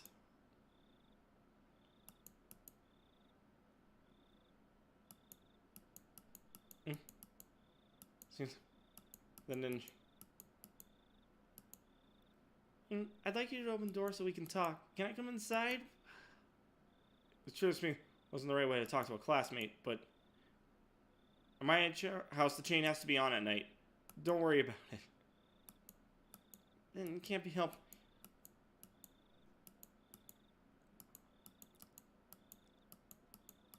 Man, could you just imagine, like, being friends with somebody and just just manipulating your emotions?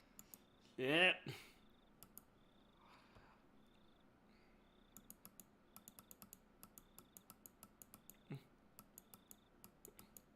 I brought a bunch of Oh no. It's fine, you don't.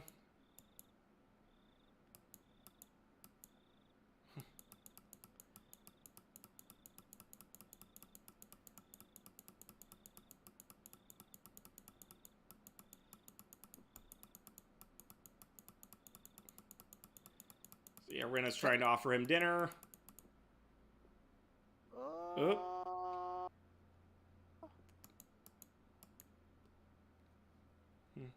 It's depending on one premise that tonight dinner had been made. I know. Not a little dinner. Unless you knew. Oh no, she knows we're alone. Also, hold on, I'll be right back. I'm not doing this out of cowardness. I just need to check. I just need to confirm something.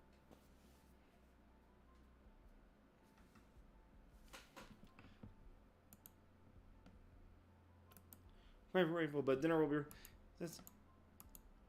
I know you went through all the effort and everything, but well, unable to think. Where else? Some of this good work aside.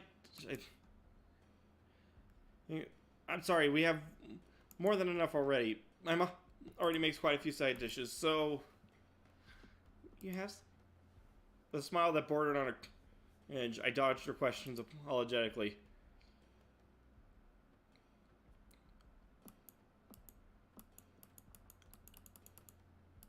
Soki, what did you make? Well, no, it's not that I assumed down the way that I made. No, not so much that I made them, but rather my mom had. Did you really make them? Lisa, did you? It wasn't me who. My mom did. No, she's made. Right now. Oh boy.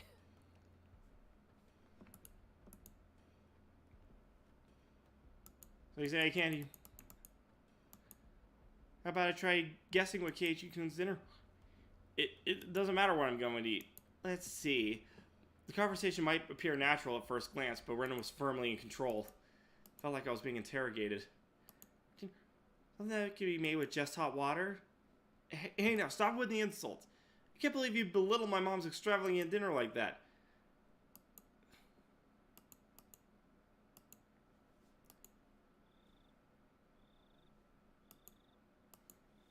Did your mother really leave you dinner? No, she didn't leave me dinner. She's making it right now. It's almost time for dinner. I had taken the search. Yeah, mother was home and was completely ignoring. I could tell the more I panicked, the colder Rena became. Uh-oh. Hey. At that moment, an uncomfortable chill crept in from the gap in my doorway. Is Mom home? I couldn't keep up the shrugging. She knew full well that my parents weren't home. But I'd come too far to admit it now. Hey, my parents would be having dinner soon. That was crazy. Oh, here it is. Lie. What do you mean? I tried acting casual, but that facade was torn off me the minute I looked into Rena's eyes. Before me, Rena's response fast. Why have you been lying to me? I'm not lying. That's a lie, isn't it? It's not a lie. Lies! Rena's outburst had a jolt surging through my body. Rena and I were still separated by a few inches of that slightly ajar but still chained door could afford. Shall I guess your dinner, Cage? Let's see.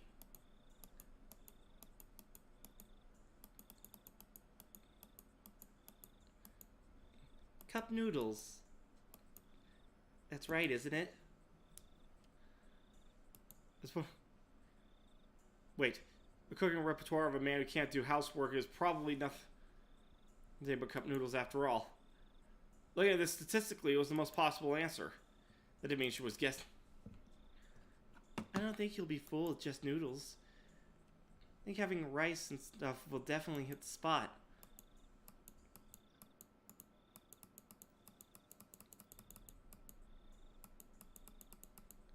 You mean noodles?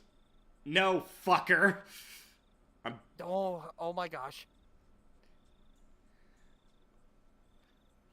Reddit indicated the part of my answer was dressed.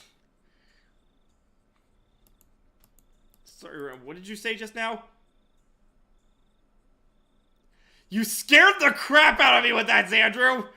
There, now we have 900. It's over 900! Just what? 900? That can't be right. Just I asked you something I like to.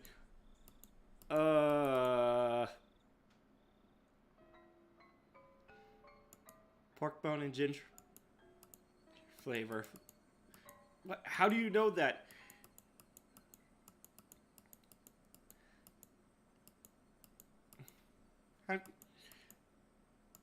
Why? Quite strange. How could you dodge the question at a time like this? The chain in the door suddenly no longer protected me. How do you know? Why do you know? Answer me! You bought them at the 7th Mart, didn't you? A shiver ran up my spine. I tried cover with an angry still. Like I said, why do you know that? I was behind you, following you the whole time. What are you saying?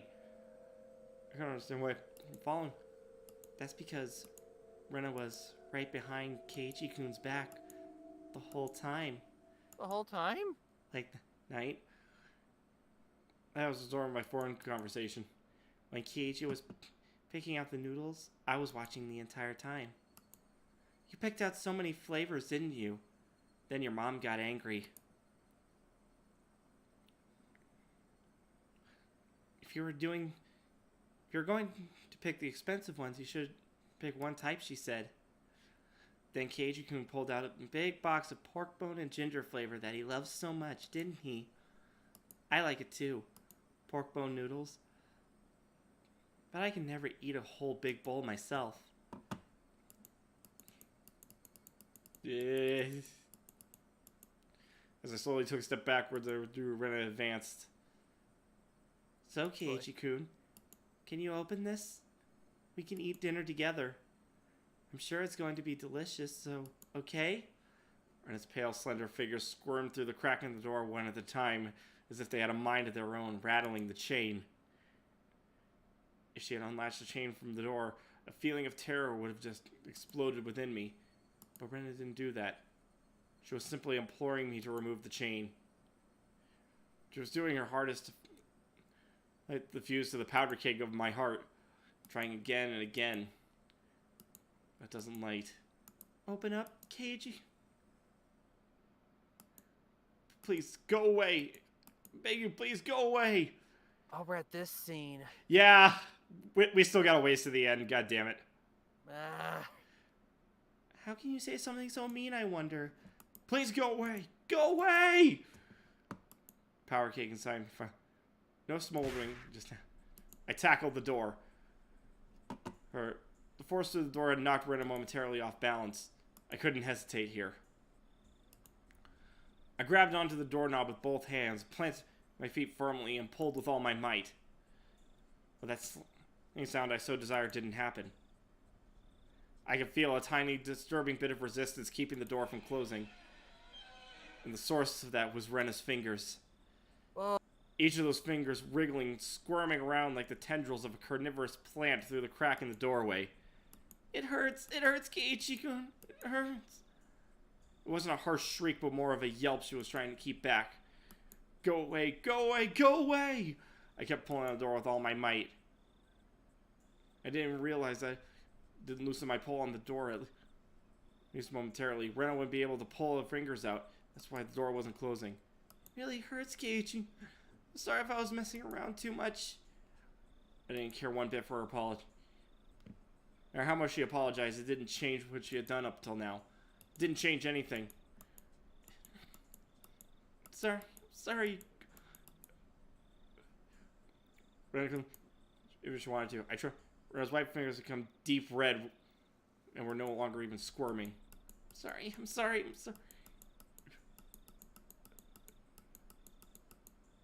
Rena's paw twisted with pain. Like a broken record, she was intent on repeating. Finally, Rena's fingers were somehow able to slip out from imprisonment in the doorway. The moment that happened, the door closed soundly, and I could hear the thud of Rena falling on her butt on the other side. I locked the door immediately. I made a loud clunk, voicing my rejection to Rena. I'm sorry. Chikun, I'm sorry. Open up, Keiichi. Rena, leaning against the door, apologizing profusely and nothing else. After confirming that I was sufficiently sealed off from her, I trudged away from the entryway. On the other side, I could still hear Rena echoing her apology. Those pitiful words, they would forever be seeking my forgiveness. I didn't feel bad about this at all. It wasn't out of any sort of malice. I just felt a sort of hazy sense of relief. I was able to escape from Rena. Before Mion had threatened me at this doorway, he was saying there was nothing she didn't know. Just now at the same place, Rena told me the same thing. My feeble attempts to disguise the fact that my parents were home had served no purpose from the start.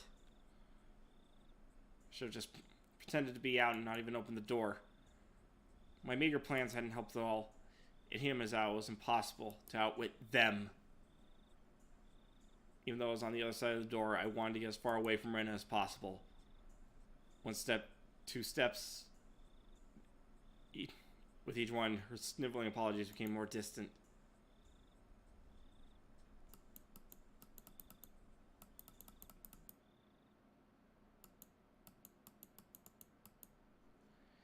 Okay, I think we're gonna go ahead and call it there. Oh, yes. Okay, because I don't intend on continuing this, I'll just tell you guys how it ends. How about that? Go for it. So I'll admit it's been a good while since I've seen the anime, so I don't really remember exact details. Hey, that honestly helps because that might still intrigue people to check it out. Basically, by the end of it, both Rena and Mion get into Keiichi's house, and he uses the bat to beat them to death. Fun. And the way the anime did it, it just kind of gave this, like, uneasy suggestion that maybe they weren't out to get him, trying to kill him at all, and it was all just in his head. Okay. Either way, and by the end of it, basically by the end of it, all three of them are dead. Oh, joy. So imagine my confusion when... So, in the anime, that was by the end of episode 4. So imagine my confusion when episode 5 starts up and everything's back to normal like nothing happened. Wait, what? Yeah. Huh. Keiji is back with the club meeting. All the girls are alive and they're just doing their club thing. It threw me off so bad.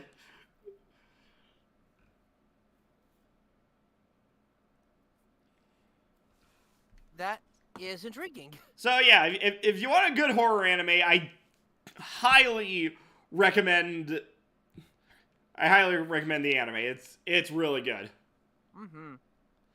But yeah, thank you guys so much for joining us tonight. We'll be back same time tomorrow on Twitch.